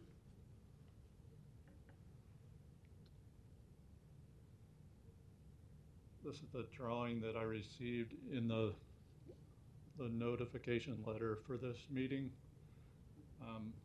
The main objection, I live on 10 acres north of the 396-foot section of Keith Edquist property, and my 10 acres extends a quarter mile to the east. And my main objection to his plan, can you hear me? My main objection to his plan is he's showing a dead-end street coming right into my property, and I do not have any plans to ever develop that into smaller lots. I objected to Ponca Hills Estates being made into smaller lots, and it turns out that I ended up getting several good neighbors out of the deal, so I'm happy with that. But Keith also showed me an option. He came to my house about a week ago and talked with me about this project, and he showed me an option that he originally was proposing that had a cul-de-sac at the, here it is. He showed a cul-de-sac here instead of the street heading north into our property. But he also said that the city encouraged him to revise that into this plan, just showing the street dead ending into my property. And I have some concerns about why anybody would ever want to buy a lot up there, because there's drainage coming off of Pawnee Circle Street, and there's a inlet for the drain, and it comes and drains down into a detention basin, and that detention basin has been very poorly maintained, and it has standing water in it for even at dry times during the year. And then I've heard neighbors saying that after a heavy rain, that detention basin fills all the way up and water runs over the edge to the to the west. So I'm not sure why anybody would ever want to buy a house down in that lowland area. It slopes from 1255 feet down to 1230 feet on the west side. So I haven't shown this to Keith yet, but this is another, one other problem with this plan is that the neighbors that have recently built houses in these locations are really upset that there's going to be a new street proposed to come in and come north and dead end into my property. I haven't shown this to Keith yet, but this is another proposal that I would like him to consider along with his engineer. Right now, the main exit out of Northern Hills Estates 1, 2, and 3 comes into Northern Hills Drive right at this location. So it makes sense to have a connection right at that same intersection, which he is proposing in his proposal. But instead of having the new street along the east side of his property, I'm proposing he put it on the west side and come down and then come east to a cul-de-sac. So I think that's an option he should really strongly consider.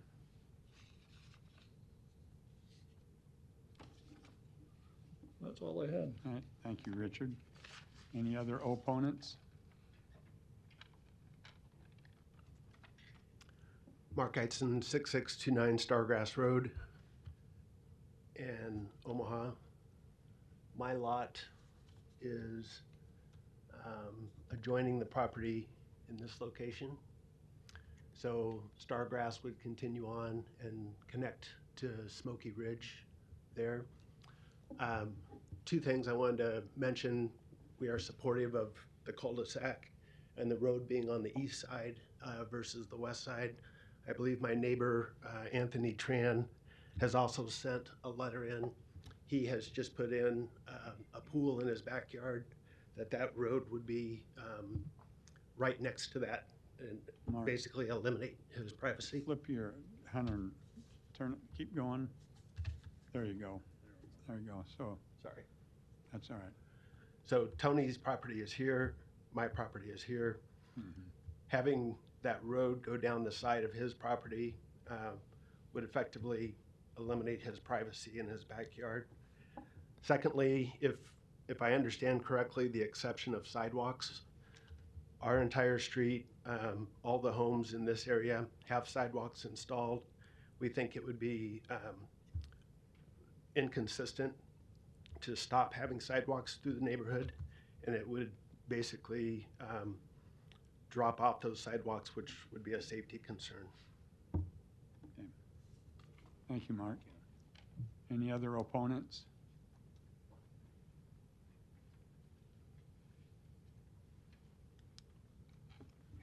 Dawn Van Sloan, 6866 Willow Street, Omaha, Nebraska, 68152.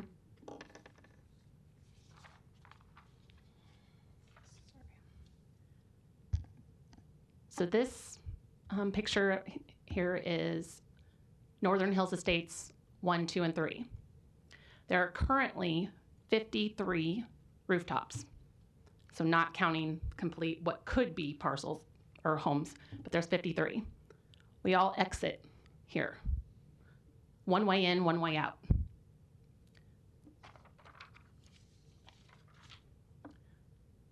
The orange is the roads that are already existing. That's Smoky Ridge 1. Proposed is green, Smoky Ridge 2. The pink is Northern Hills Estates, what would be 4. And the yellow is Ponca Hills Estates. Where blue is, that's again Northern Hills Estates 1, 2, and 3.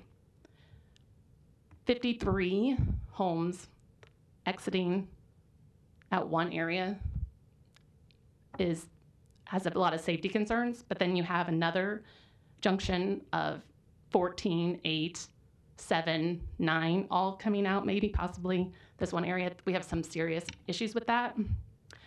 We're not in favor with either of these proposals actually taking place. There's water issues in our neighborhood. So the amount of water that's coming out of my kitchen sink is affected greatly because we're at the end of NRD. So adding more houses is going to affect that. Let's see. We have in his wise and grand plans of creating 1, 2, and 3, there was one single fire hydrant, 4-inch fire hydrant in our neighborhood, and it's right here on Willow Circle. My home is here. So if any of these houses were to catch fire, we're in grave danger for that to happen. And just make sure your dwelling coverage is up, because it's going to burn to the ground. So what else? It was previously mentioned, the post-construction storm water management. Keith was derelict in his duties and making sure all of that's taken care of. And quite honestly, I mean, I have the subdivision agreements that are dated 2008, 2015, and 2012. The planning board committee, representative, the director for each of those time periods, the mayor's office, the city council, A&E, and then the developer, Keith. We all signed it, and they've not fulfilled this agreement. He's derelict in his duties today, and I don't foresee him going forth with this new project and being trustworthy to make those happen. I can go on and on and on, and Jason's actually already touched on some of it, of where he has failed, and he will fail in his duties in this new subdivision. So that's pretty much what I have to say about that. Okay. Thank you. Thank you, Don. Any other opponents?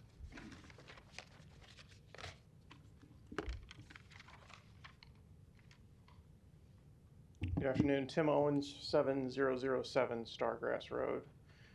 I'll save the board's time. A lot of the points I want to bring up were brought up by previous speakers. I agree with those.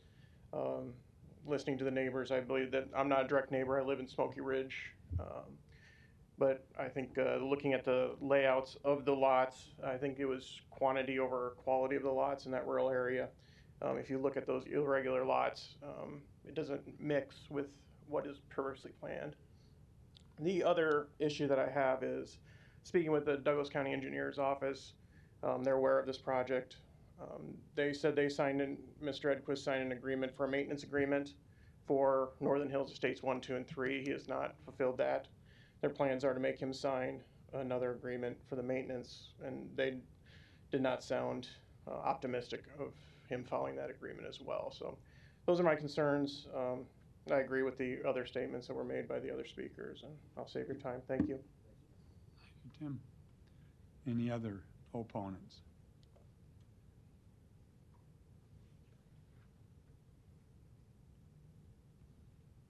Good afternoon. My name's Andrew Skark. I live at 6637 Pawnee Circle.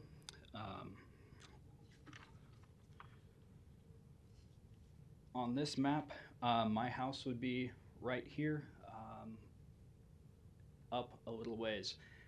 I'm speaking to you today about this outlot portion right here because directly behind my home, I'm told frequently that there are no water issues behind there. However, I know this is difficult to see. I apologize. I went to take a picture of the deer in the backyard one day and realized that the water was cresting my backyard. Now, I'd like to make note that this photograph was taken on February 10th. February is not historically a month where we get a lot of water. However, the day before we did get 7 inches of snow, which would equate somewhere between 1 and 2 inches of water if that were very, very wet snow. That water was cresting above the outlot and coming into my property line, which then when the water subsided, had caused further erosion. So that being said, knowing that that is right here with this, what's going to cause that issue from not going into this road and seeing a Northern Hills issue all over again? So that is a concern that I have. Another thing that I have as far as the photograph, that's just another one from a farther way away. I never intended to use this picture for this. I just thought the deer would be great to see. And then look what we have. To further back up what else Jason had said earlier, that is a view from the backyard about how much dirt has been removed. So as much as I do appreciate Mr. Edquist taking care of some of the dead, this is far and beyond any type of dead that would be under that tree. It looks like there's several feet drop off, which is causing additional issues. In addition to this, I did speak with resident Tony Tran yesterday. He wanted me to speak on his behalf. He's at work today. Speaking that the pool issue for him is a very big issue. The guy just moved in this weekend, and to find out after moving in, you've been there for 3 days, that there's a hearing that's going to be happening about a road moving directly next to your property. He does have concerns about not only the drainage, he also has concerns about the noise and the lack of privacy if the road were to continue going this path. And he and I both were in agreement that it was a pretty good option, or at least an opportunity to look at Mr. Scott Camp's option for the road to be on the west side of the house instead of lowering. We all know water takes a path of least resistance and will move downward. So if it were to be that fact, the water that would move downward into this road now would no longer be an issue for a road if it were to be constructed and erected over on this side. Thank you for your time. Thank you. Any other opponents? Can't, oh, here we go.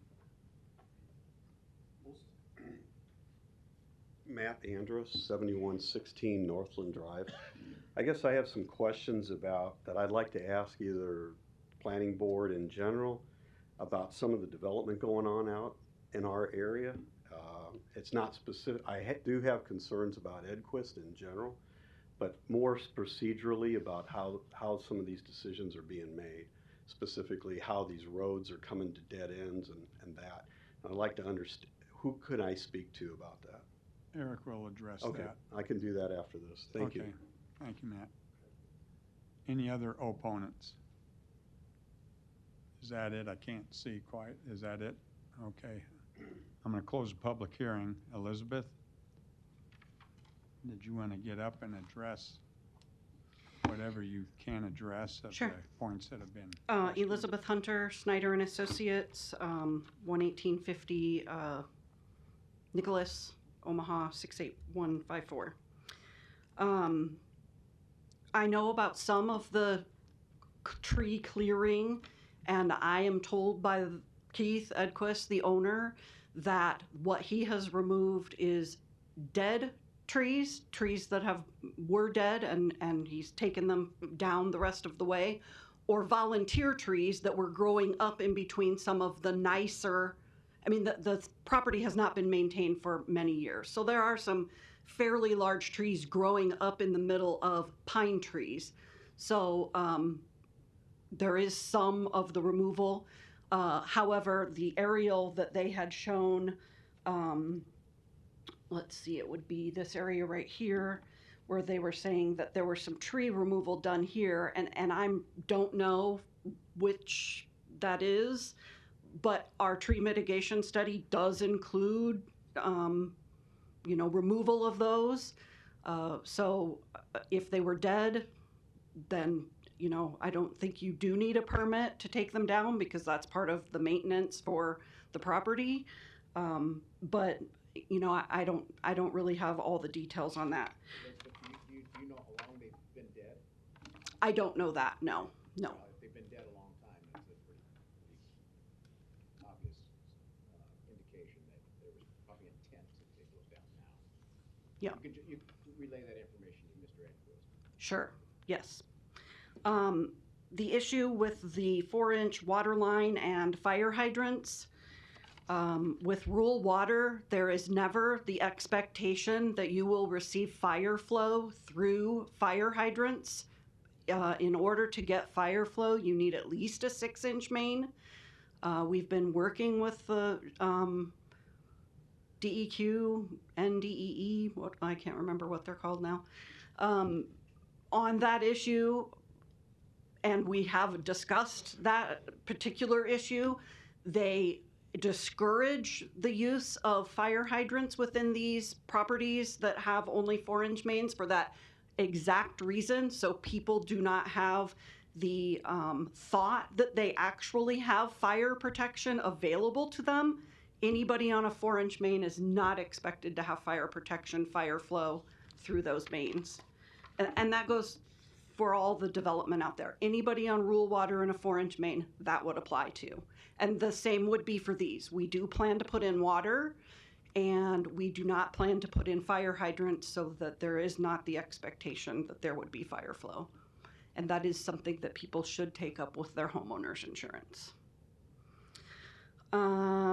We have not discussed moving the road to the other side. That is not we have looked at several options, and Keith's preferred option is to do this cul-de-sac and not take the road all the way to the north. We were instructed by Public Works that they wanted us to take it to the north for Ed Quist's property and for Jim Smith's property. They indicated to us that their plan, and I will try to draw a sketch for you on this, their plan would be, you know, Jim's property comes this way and Keith's comes out here and dead ends on his property, that somewhere up here between these other properties, there would be a road that would extend back out to 72nd Street, because our discussion was, well, Northland Drive doesn't want you to extend all the way up there. That's a private road. They don't want that. And I know people who live on that street. Some of my best friends live on that street. So I brought that up to Public Works, and they said, oh, well, our intent would be that whatever gets developed north of these two properties would come back out and go to 72nd Street. So they would plan that these two would connect into whatever street that is. We think that there are issues with planning for that, because as soon as you pass Jim's property, you are into the headwaters of the creek that they're talking about. We think, you know, we've done our wetlands analysis that shows that we are not into wetlands yet that need to be mitigated. But as soon as you cross the property line and move north, there most likely would be. There are also a lot of grade issues that would potentially stop this from being feasible to happening. So we don't agree with the Public Works Department saying that they think that something will go out to 72nd Street. We would prefer to do the cul-de-sac option, but we're kind of stuck with what they're telling us they will approve. So that's why what we're showing is for that piece of it.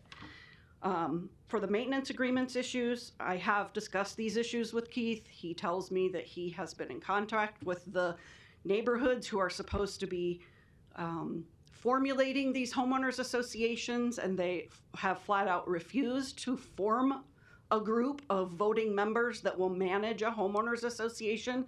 And so he's kind of stuck in the, I'm trying to work it out with them, but they don't want to budge and create it. So what are his options now? Those are things that he doesn't know what is the next step for him to take to force that to happen. If I might, there was some mention, I think, of a maintenance agreement that had been executed, which Keith had executed as well. Do you know what was contained within that maintenance agreement? I don't. He was previously working with a different engineering firm, and everything that happened with that firm, I'm privy to bits and pieces, but I am not certainly privy to all the legalities of that. But we would have a new maintenance agreement for this development. We are proposing some different types of stormwater management in this development than what have been done in the past. Stuff that is a lot more environmentally friendly for like bioswale and retention than just putting it in pipes and letting it run down into the creeks. Because as everybody else has mentioned, there are water problems out there, and they're right, there are, because some of the things that those developments were supposed to be doing have not been done to maintain them either. So they can't really point all their fingers this way. They need to point them everywhere.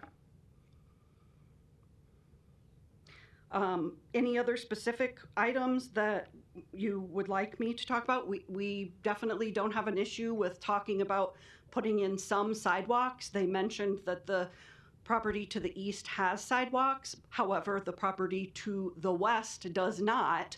If you wanted us to put a sidewalk through that would connect the east one to the west one, we can. But once they are into the one that Irvington Fire Department has, as far as I've seen from the aerial so far, I haven't seen sidewalks be implemented there yet. And maybe they're supposed to as they're built out. There just isn't an aerial that's current enough that shows too many of those properties developed yet. There were some photos of some grading that had been taking place on site as well. Looks like some. I did don't know if it was mention- extensive grading or not, but some grading without a grading permit. Sure. What's your? I'm not sure if it's grading. I do know that Keith, like I mentioned, he's taking down some of the old outbuildings to get rid of the old horse training facilities. There may be some sheds that have come down. I don't personally know where those photographs were taken or what they're specifically looking at. I do know that they were in the midst of taking some of that down when I was out there about a month ago. And maybe it's just clearing that, but I cannot say that for sure. Are you Keith's legal representative? I'm his engineer. He's the engineer. Okay. Yes. Do you know why Mr. Edquist isn't here? He's here. Keith, you want to come down and answer those questions for us?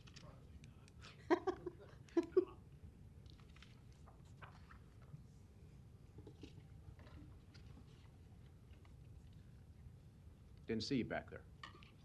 Members of the Planning Commission, my name is Keith Edquist. My address is 6820 Northern Hills Drive. As you all know, that I was the developer of Northern Hills 1, 2, and 3. I also formerly owned the North Omaha Airport, and you're very familiar with my 28 years of coming before this board to do something what I felt was different and better and safer when it came to the airport, and certainly with the housing subdivision that we did, Northern Hills number 1, number 2, and number 3. I want to make a comment about the drainage and the violations and things that were brought up. I'm sorry to take your time on this, but first of all, the drainage problems are an issue, and there's no question about that. And when Northern Hills 1 was built, it was built with rural streets, and the streets were to have ditches on the side, as they did on the very first subdivision of Northern Hills 1. And this water was supposed to drain from the streets to the backs of those lots. There are 8 outlots to take drainage at the Northern Hills 1, 2, and 3. Very few of those were ever used adequately. And I only was a developer. I did not put the streets in. I did not grade it. But they did have ditches in it when it first came, when it was first developed. And the city came out and inspected and obviously passed it, and the streets. Now, after the first subdivision was done, the builders started filling in the ditches and forcing the water on the streets. And I went to the builders. I had talked to the city on numerous occasions. I talked to the neighbors to create their homeowners association. This is 15 years ago, my friends, saying that you've got to police this. Well, we don't want to be a policeman. We don't want to collect dues. We don't want to do anything. But your covenant says you must do this. The covenant rules this thing, and you have to create a homeowners association. They won't do that. And I've asked them to do it, and it's been legally formed more than 10 years ago. Now, regardless of what we're going to do there, I've looked at what the drainage problem was there. If you recall, there was a drainage problem. Only one, and the only violation that I remember was on drainage, and we addressed those at any time that came up. One of the builders happened to be Sedbeck, who built most of the houses, and he was the biggest violator. He would build the house up over the street, force the water on the street onto the next door neighbor's property, which caused some major problems. But I kept saying, you can't do this. Well, you don't own the property, the people do. I don't own any lots in that subdivision any longer, and it should be taken up with the homeowners association. I become the villain. There is no question about it. For 15 years, they have not maintained the streets. 10 more years from now, those streets are going to be a major problem if they don't start to maintain them. And they're probably not going to get annexed if the streets are so badly damaged. The city's not going to want to come in and take that over. So anyway, I then, when I saw that, I talked with Mike McKnight from Channel 7, came in and looked at it, explained to him, I didn't grade the street, nor did I build the street. I'm a developer. I saw what ought to be done, and I felt that we had done it right. Everything was accepted by the city. Now, when it came into that drainage issue, Sedbeck says, I'm not going to fix it. I said, you've got to fix it. It's your property. You are the one that did it. He wouldn't do it. I said, this is gonna get expensive. And I kept watching it. I've actually go up there and I would do it myself to try to fix it. It got worse and worse, and all of a sudden there was undermining of the street. And I said, I'm gonna fix it and I'm gonna collect from him, which I did. And as I told him, it would have cost him 10%, 1/10 of what we ended up having to pay to fix that street. And after he sold the lot, and after he built on it, they had to actually go back in there and fix it again. And they are still recognizing the drainage problem is what it is. Now, some of those things have been recognized by the planning department, and they've certainly recommended me to what I'm gonna do. This isn't new. This, by the way, this is my home. I only bought it 8 months ago. This house has been the most absolutely less cared for of any home I've ever seen. It was a Pat McNeil house built 30-some years ago. I've been flying over it, I bet 150, 300 times because I've owned the airport, so you had to fly over it to get to it. When it came up for sale, I decided to buy it. It's got some problems. Which one were you talking about, Keith? I'm talking about 6820. It's a big red brick house. By the way, it's I'm sorry, you want to see where it is? The one right in the middle of the, yeah, got it. Okay.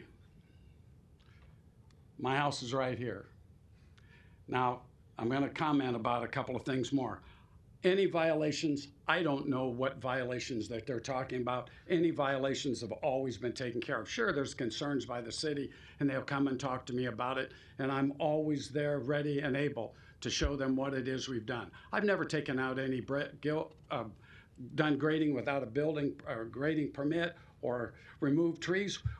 First of all, we're in the Ponca overlay. I understand the Ponca overlay almost better than anyone else. Since Northern Hills has been built, they forced me to build trees in where the neighbors didn't want them. There's over 350 new trees that have been built there over the last 15 years. I don't know what the Ponca overlay is afraid of. Homeowners will take care of their own trees, but the city wants you to have a special lot to put new tree mitigation in. I'm really against it, but I understand what they're saying is maybe they won't do it. Now, I want to go back to this issue with the trees. They said that I was up there clear cutting. It's just as Elizabeth said, this house has been so neglected for 12 years. I don't think it was vacuumed for 10 or 12 years, and that's the truth. It was a mess on the inside, one of the most beautiful homes around. Now, I've gutted it for the bathroom, and I've gutted it for the new kitchen. That is essentially what we've done, put new carpet, new floors in, but we are so far away. It'll take another year to bring that house up to where it needs to be. The pool hasn't been used in 3 years because they just continue to just let it deteriorate. I'm not sure what I'm going to do. My neighbors that are the new homes that are there have got 4 new swimming pools there. I'm 80 years old. I doubt seriously that the pool means much to me, but I think it's going to mean a lot to somebody that's going to come behind me. Now, I'm going to address this. Scott showed you something as the architect, showed you a street going down where he put it. That's lot line. My house is within 50 feet of that lot line. It's not going to happen. Couldn't happen, won't happen. Where that street is going is in the best place that it can go. For me, flying over that and being along Northern Hills all of these years, one of the most dangerous intersection is one of the things that the lady had mentioned about Northern Hills Drive. It's at the very top. And I am concerned about that at the very top, but I'm more concerned about my house entrance is right across. It's where the new street is going to be. That will actually, I will never use that street. I will simply go out where the fire department is, and I'll have that my entrance into my piece of property. But I can tell you, if I'm complacent or somebody going in or out of my piece of property, and if you drive by it, and I'm sure that you will before it's all over, you'll see exactly what's been done as far as where that opening is and where the city wants it to have an actual street. And I think that makes sense. Very expensive for me to take out my driveway to put a street there. One of the last things I'll bring up, the city came out to check to see if I've done any grading that required a building permit. Again, they checked the trees, they checked all the foliage and all the branches. There's no clear cutting, and there has not been any clear cutting of that property. I wouldn't, matter of fact, it's the most beautiful piece of property probably in northwest Omaha. By the way, it's the highest peak of all of Douglas County. That's where all the water that goes to the Missouri River off of those creeks starts at the North Omaha Airport. And my house is probably higher than the North Omaha Airport at its peak. Now, the only point I guess that I would make, again, about those trees and the grading, the house has been so deteriorated over this 12 years, neglected. I am taking some concrete streets out or driveways that have started to cave in. 30-some years ago, they used railroad ties. If they want to come up, they don't have to sneak around. Come on up. I'll show you anything you want to see. But I'm taking the railroad ties out. I'm moving them over on one side. I'm going to have to haul in some dirt, to be very honest, to actually fix the problem with the erosion at that very high point. If you have any questions, I'll answer them at this point. Good, thanks. Thank you, Keith.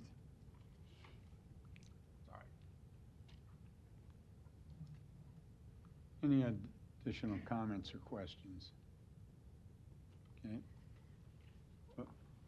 Elizabeth? Well, originally, this was on the agenda to be laid over, and there were, my understanding is that there were a few things that were forcing that decision. And one of them was whether or not the infiltration could be met with the stormwater requirements.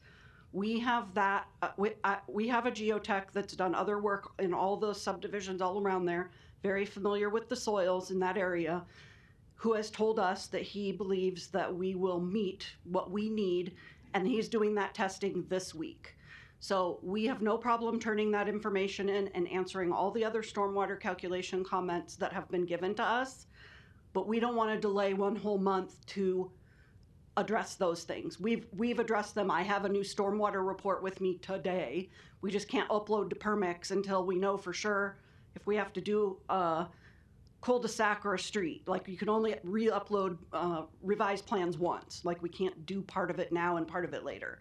So I would ask that you let this move forward in its preliminary plat stage.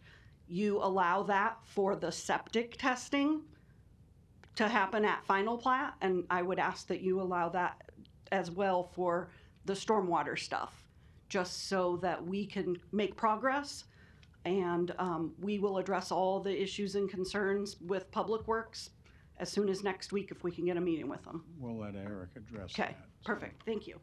But I can imagine that the planning department's going to need time to research everything that you've given them, so. Eric. Yeah, so obviously there's a lot there, a lot that's been said, a lot about surrounding developments as well. Obviously, we're here to focus on, the site boundary, but it is important to, look at the other developments adjacent to the west, to the east, to the south. They all factor in, of course. These are all similar acreage lots in the North Hills overlay. So, not to diverge and look at the other, whatever's been in the past and the problems with Northern Hills Estates. I'm aware of some of those issues, but I haven't been directly involved with the street issue.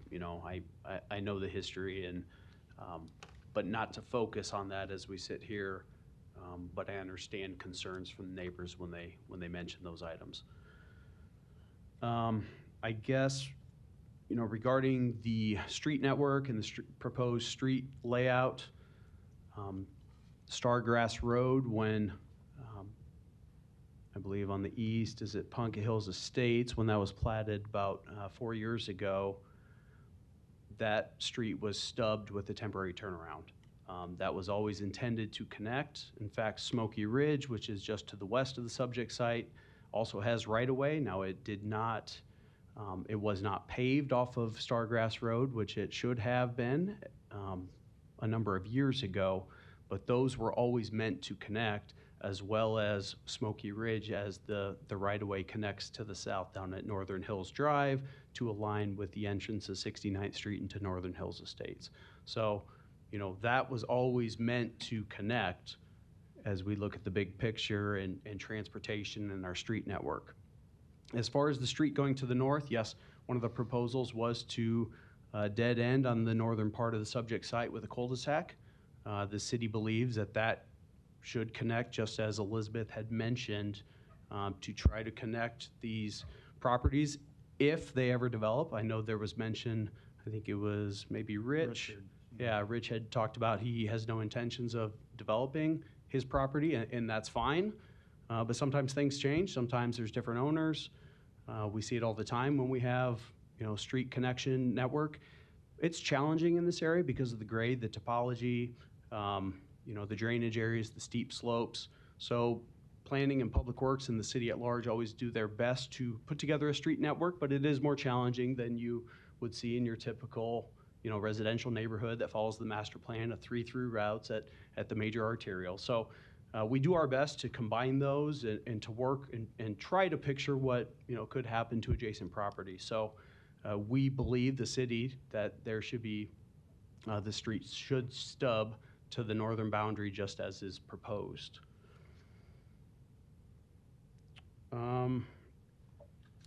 You know, Eric, if I might on that, just on that. yeah.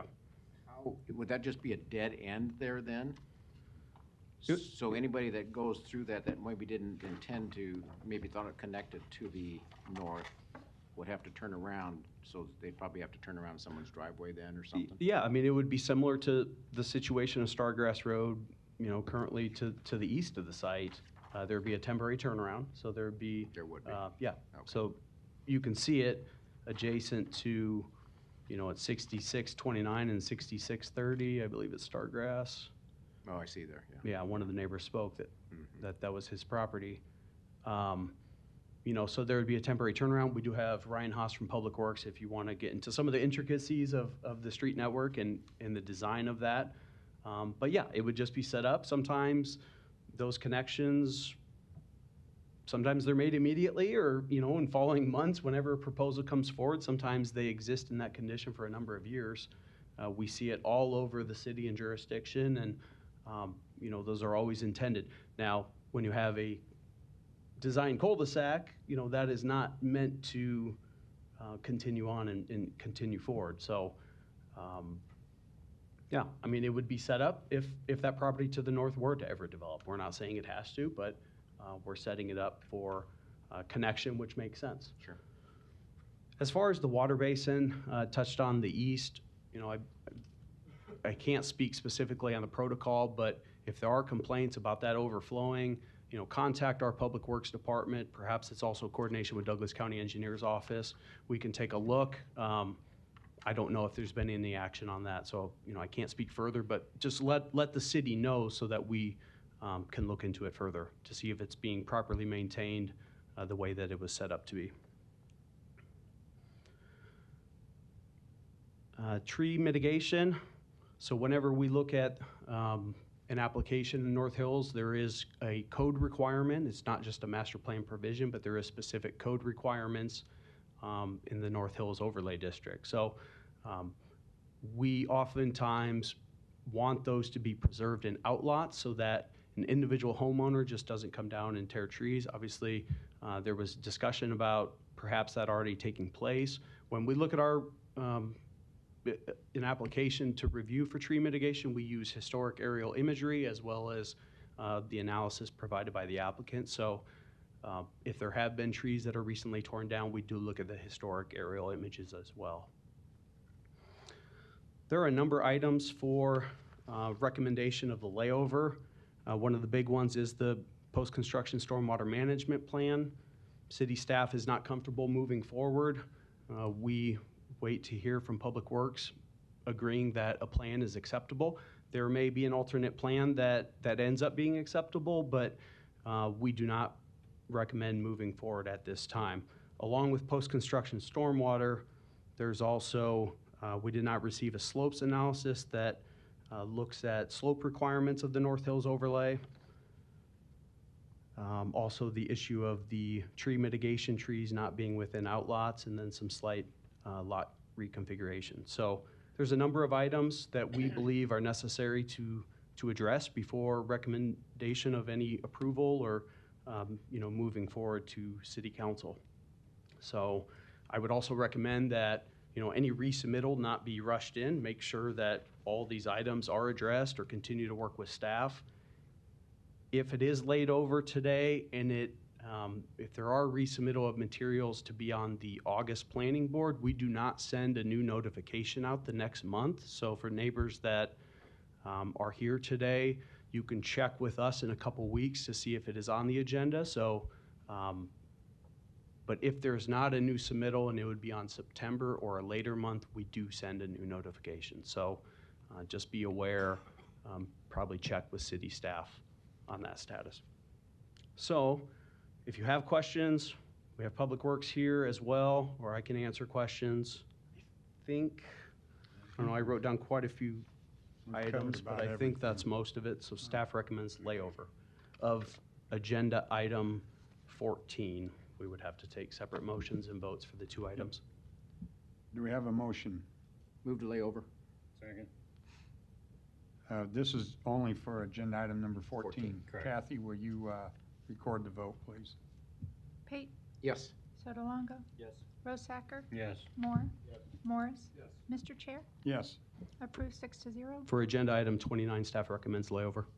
Do we have a motion? Motion layover. Second. We have a motion and a second. Kathy, will you record the vote, please? Sotolongo, Yes. Rosacker, Yes. Moore, Yes. Morris, Yes. Pate, Yes. Mr. Chair, Yes. approved 6-0. Okay, moving on, agenda item number 15 and 30 will be taken together. Case C12-23-171, applicant James T. Smith Jr. requests preliminary plat approval of Smoky Ridge 2, a subdivision outside city limits with a waiver to section 5399 sidewalks. Location 13111 North 72nd Street. And agenda item number 30, case C8-23-183, applicant James Smith Jr. request approval of a special use permit to allow development in the ED North Hills Environmental Resources Overlay District. Location 13111 North 72nd Street. And may we hear from the applicant, please? Elizabeth Hunter, Schneider and Associates, 11850 Nicholas, Omaha, 68154. I will switch maps. The back of Edquist's property touches the back of Jim Smith's property, so this is one that would be directly north of the Irvington Fire Department's street that currently has the dead end to extend to the north in the future. It has the similar issue of a house on the lot now, which would be reserved up in lot 9, and then there would be 8 other lots split for this. I'll take out the 9 so you can see the rest of the layout here. The road is extending to the north property, and then there's a short cul-de-sac to access the rest of the land there for additional lots. So that is the basics of the layout. I'm sure all of the comments from everybody are pretty much exactly the same, but Just a quick question. What's the intention, future intention for lot 9? as far as I understand it, it will remain the single-family home that's there. Okay. I've not been told anything different than that. All right, thanks. Access will remain off of 72nd Street, that's correct, yes. So the access that they have now would remain, and then these all would be accessed from the other connections. Got it. Okay. Thank you, Elizabeth. Any other proponents? Okay, seeing none, are there any opponents?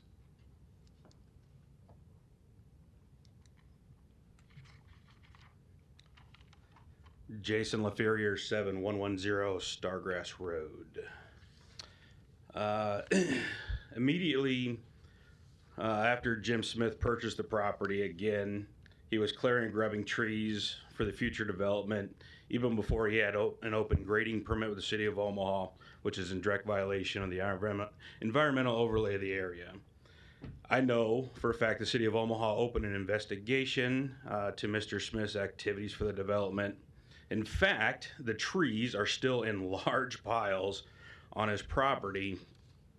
Now that the piles have been sitting there for over a year, I'm sure they've become habitat for multiple of God's creatures, little fuzzy ones. But you can see there the 3 piles that sit on his property.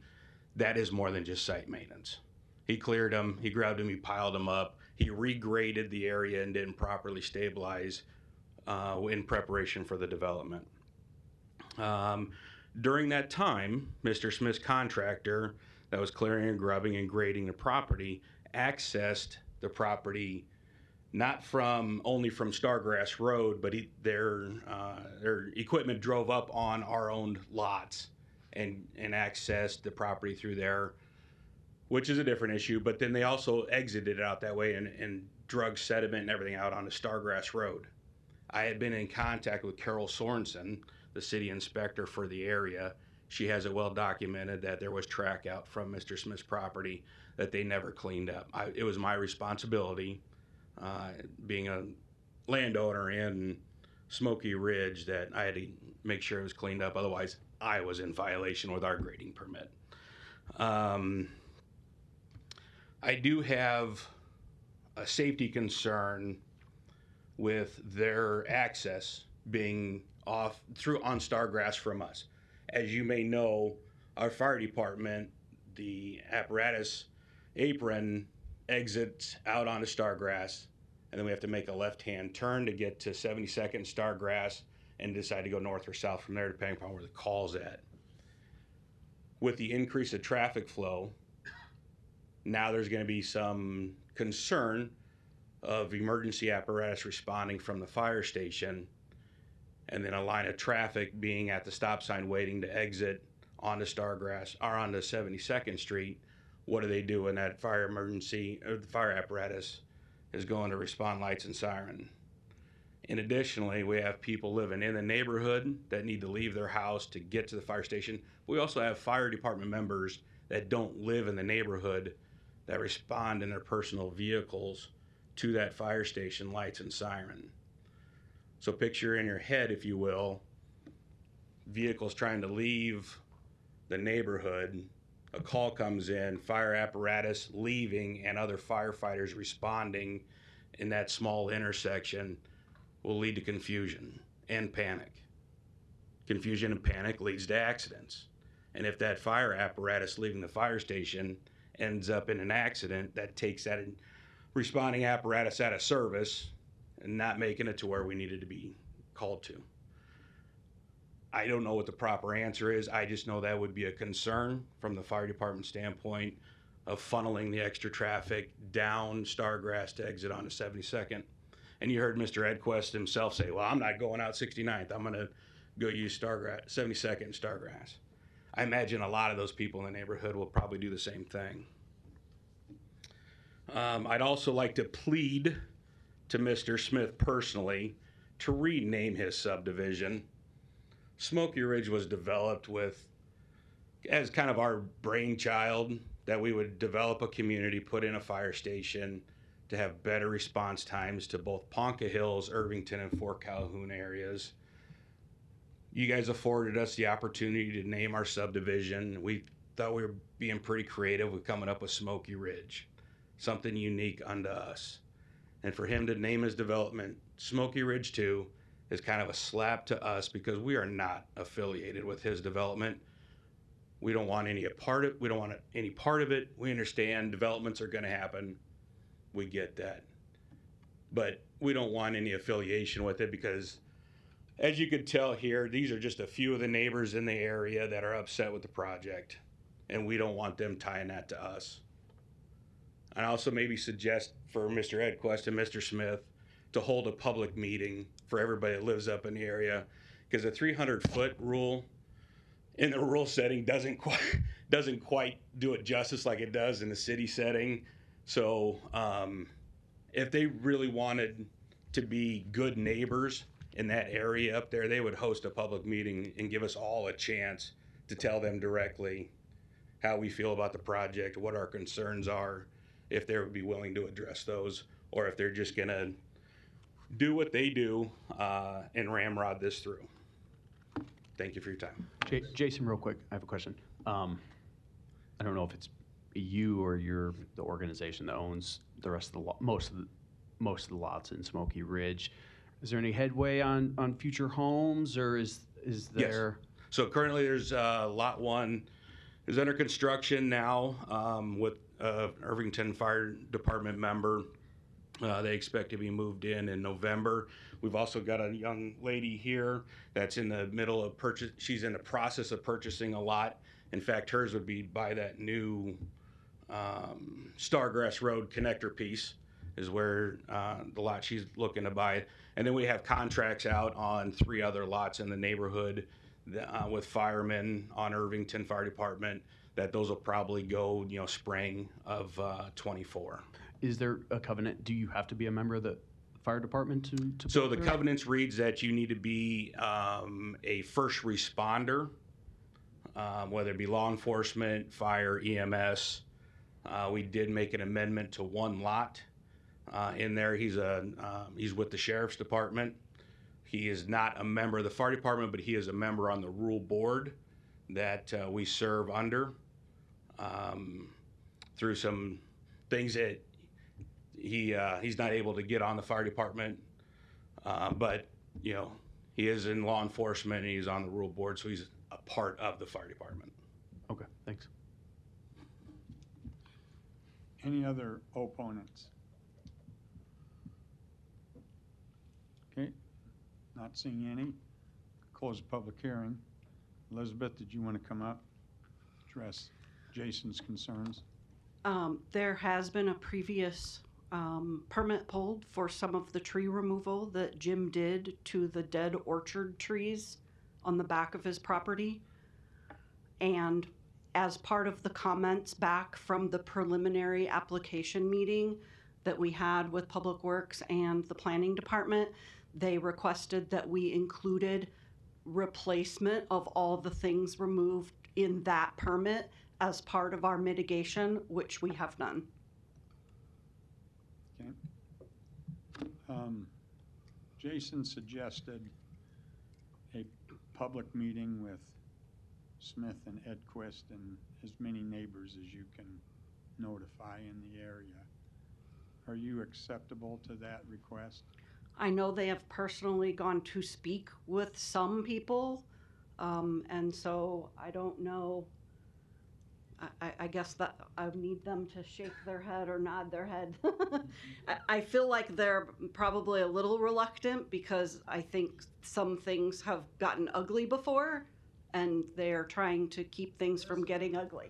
We would have a public meeting anytime they want, and they can come to my house or his house. Okay, there you go. They'll have a meeting. All right, thank you. Okay, you're on record. I think that's a very good idea to have a public meeting. I think there's enough animosity out there and be just a good neighbor policy, if nothing else, just to clear up anything that's going on. I mean, it's just, that's a nice little community out there, and you want to make sure that it's that you've got neighbors that are supportive of each other, right? So I would strongly encourage that meeting to occur. Okay. So we want that to happen before they come back in front of us. You can make a motion, include that in your motion if you want. Okay, any other comments or questions? He had it. Jason, I'll call you up. Okay. Jason LaFerrier, 7110 Stargrass Road. One point I forgot to make when talking about the fire department stuff, just to kind of give you guys an idea. Last year, Irvington responded to just shy of 1,000 calls. And that's kind of in conjunction with the year prior, previous to that. This year we're at 461 calls year to date, so we're rather busy. I just wanted to kind of give you some context on how often we're responding. We operate both stations. We have 2 fire stations. We operate them both the same. We didn't divide up the area. North Station responds to this. South Station responds to that. Both stations respond to any emergency. So there's always trucks going in and out of that station. So I wanted to kind of give that context. I forgot to add that. Thank you. Thank you. Eric? Yeah, so there's the report is very similar in the items that need to be addressed as far as, the current submitted post-construction stormwater management plan not being sufficient,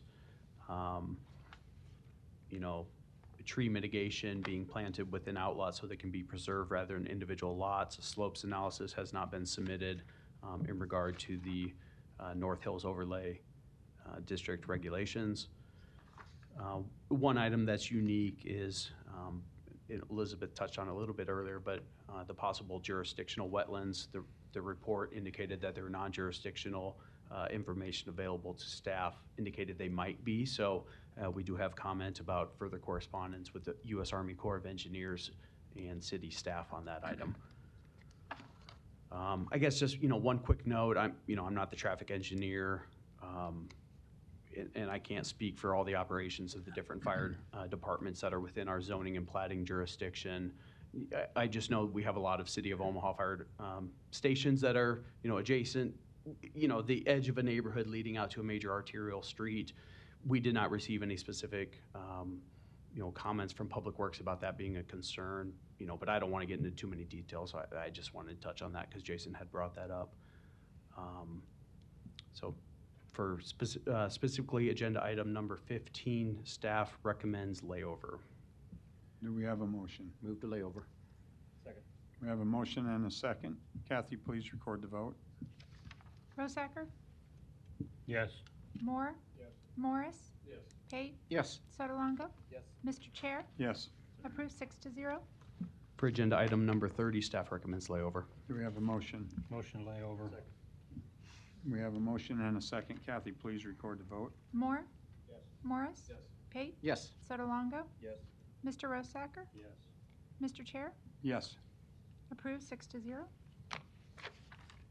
Okay, I think we're down to 23. Is that correct? Okay, that was on consent. It was taken off. Agenda item number 23, case C10-23-179. Applicant LTB 2562 Spalding. Request rezoning from GC to CC. Property is a designated local landmark. Location 2922 North 16th Street. And we'll hear from the applicant, please. Lawrence Butler, LT Butler Engineers, also owner of LTB 2562 Spalding Street, converting this building into 4 affordable houses. And this is part of the conditional use permit rules that were approved, I believe, last Lawrence, will you hold up? Folks, everybody, will you please take your conversation out? Thank you very much.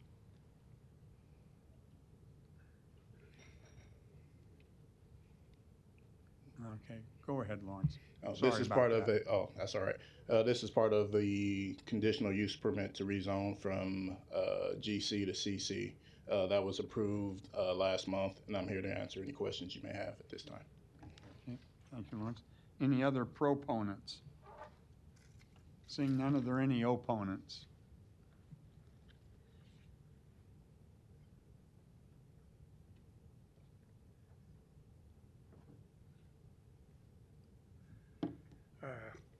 Clarence Baskin, 1813 Pratt, and I'm the pastor of the church next door to that at 2920 North 16th Street. I feel that in the whole ordeal we have been misled, misunderstood. First of all, when they brought the property down to historical property, they throwed our property in there as well, which I was told that I would be notified before all of this was done. I never was notified that they had put our property in there until the last minute. I came down to talk to someone about this at the planning board on the 11th floor. Some guy told me there wasn't nothing he can do about it because Ben Gray had already did it. Okay, that was fine. I went along with that. Okay, I was also told that the front building by Mr. would be office building. Now they want to put 4 apartments. I received a letter a couple weeks ago with this plan in here on it, putting 4 apartments in that building in the front. That building is not big enough for 4 apartments. He had told me they was gonna put office building in there. Okay, you don't have parking for the first building. Already, we're having all kind of problems out of, I think he has 2 neighbors, 2 tenants in that apartment. We're having all kind of problems with parking. We have had to call the police several times. As you all know, they're tearing 16th Street out. The only way we can get in is through the back, come up the alley into the back of our parking lot, go into our back door. For over a month, the city had great big holes over 6 feet deep directly in the front of our church. That was the only way we could get in and out. We're having a problem with them blocking the alley, blocking my parking lot. We have had to call the police several times. Only last Sunday, we had to call the police. I beat and knocked on the door, asked them to move the cars so we could get out of the parking lot, get in. No one, they looked out the window, no one came until we called the police. We've been having all that kind of problem. Again, we're having a problem with them throwing their whiskey bottles over in the churchyard. I allowed him to put a fence back there on some of our property because to give him a bigger gangway between his property and our property. They have torn the fence down twice, climbing over the fence because at the end there he have a lock. They can't get in there when it locks, so they climb over the fence, then tore the fence down twice. Twice we have had to come out, me and one of the janitors, push the fence off of the back door so that we can get out from Sunday morning service. Where the gate, the fence and fell over and blocked the door. We can't get out. We're having problems already. There's no parking for that apartment. Where you gonna get parking from the other? If he put 4 more apartments in there, he told me he was gonna put office building. I was fine with that. But you gonna try to put 4 apartments in that little old building? No way. How big are the apartment gonna be? Closet size? This is the drawing I received. And on the other stuff, I never were contacted about them putting our building under a historical plan. I didn't know anything about it till the last minute.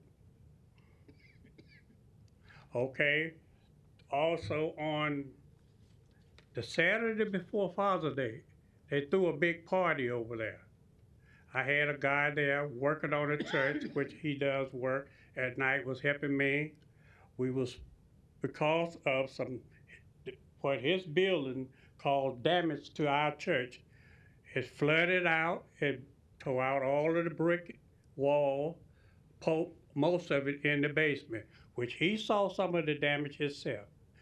Up in the sanctuary where it had tore, we had to replace half of that wall, all the drywall, all of the installation, which he claimed, well, I'll take care of it, I'll pay for that. We haven't received 1 penny. Down in the basement, we done put over close to $30,000 in trying to redo the basement, where when his building flooded, the water washed all of the bricks away because the buildings were connected, which I hope he don't think that he gonna connect those buildings again, because I'm not gonna go for that. When he had someone over there finish tearing the ceiling down and pulled the bricks away from our building. He ain't paid to replace that. It's coming out of our pocket. The insurance wouldn't do it because they say it's not an act of God. So that leaving us stuck. We have to do a little bit as we get money to replace that stuff. Also that night, they had the big party over there, the guy that I had helping me. Some of the people broke into his van, stole over $3,000 worth of equipment. We're getting into an area that's not our responsibility. Well, I'm just saying the problem that we're having, if he gonna put in more apartments there in that front building, we already having problems. No parking, Okay, we understand that. you know, Yeah. so we just having problem after problem. Okay. Okay. I'm not trying, if you got more, but those types of things, yeah, they're beyond our scope of responsibility here.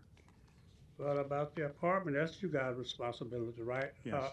But I don't think he should be allowed. Go stick with his original plan.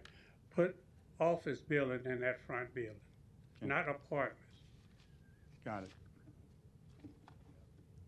And I'll be agreement with him putting office building, but not no more apartments. Okay, thank you. Thank you. Any other opponents? Seeing none? Lawrence, do you want to come up? Yes. Even though it's not our area, he had Right. a lot of complaints. It sounds like you two need to get together. I would think so, but let me just touch on a couple of points. Name and sorry. address. Lawrence Butler, LT Butler Engineers, also owner of LTB 2562 Spalding Street. Address is 4809 Northwest Radio Highway. I guess these problems would be new to me because I haven't probably been around since the end of May, and that was our last, my last known conversation with the pastor. As far as the historic status, we couldn't go forward with the historic status of, I guess, my building and the adjoining next door building without his approval. That's something that's required by Omaha Landmark Committee, and yeah, without his approval, we couldn't go forward with 2922 North 16th being a local landmark, as well as 2920 North 16th Street, because the history is the same with both buildings. As for the other problems, I think he's talking about a different building, which is the Atlas Apartments, 1609 Benny, which is another historic building that we took off the demo list. Recently got a CO for in December 2022. So these are the first known problems that I'm hearing about that. And I also did discuss with him, I think our last discussion was to, we're going to use this as apartment buildings rather than convert it to office space. There was no response because he has my number. He knows where to call me. I have his number. So these are the first problems I'm hearing about that building. But in terms of 2922 North 16th Street, that building is a shell. There are currently no apartments in that building, and that's all I got to say about that. Real quick question for you. Where would the tenants park? Is there on-street parking available? No, there is no on-street parking available. The building's been landlocked ever since it was constructed back in 1919. So it's always been no on-street parking available. Even with the office building that we're converting that into originally, back in October, we got zoning waivers for the off-street parking in October of last year for that. So, Where do you think they park then? as I guess I typically drive, they park on the street. So I haven't observed anyone parking into Reverend Baskin's lot. I haven't seen that. They park on the street, and sometimes they park in the alley. Because to get, I guess, to his part of the alley, I just haven't seen it, and I drive down there. I drive past at least once a week just to check on things. So just to clarify, they can park on street. Maybe Eric can address this. They can park on street on Binney Street. It looks like because I see a couple cars parked there. Yeah, I believe so. I don't know exactly, but I believe there's on-street parking. I think Lawrence was saying there's not like cut-in specific Right. on-street parking. Right. I guess I haven't observed that, so.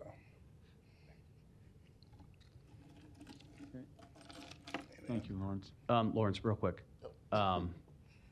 You own the Atlas, right? The 1609 Yes. to the west. Okay. I guess I would just, encourage you to continue to coordinate with the pastor on, any complaints or anything that your tenants are doing, and just Oh, absolutely. continue to work with him, and maybe signage. Church parking only, unless there can be an agreement on off hours. I have no issue with that. Again, this is the first time I'm hearing about it. Sure thing. And usually he brings, things to me, so, Yeah. yeah. Yep. Okay. Thank you. All right. Any additional comments or questions? Eric?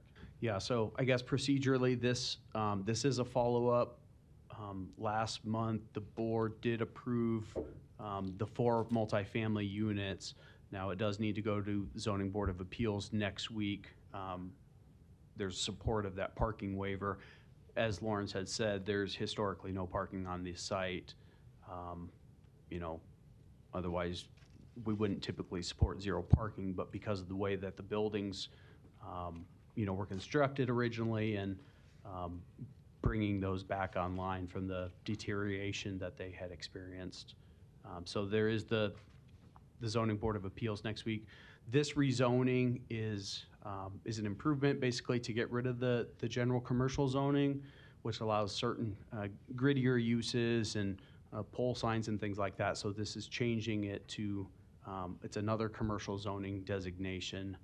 But yes, it was a condition of last month's conditional use permit. I don't think I have anything else to add. This will need to go to City Council for the rezoning. But the actual use of the building for multifamily has already been voted on. That does not go to City Council. Staff recommends approval of the rezoning from GC to CC. Do we have a motion?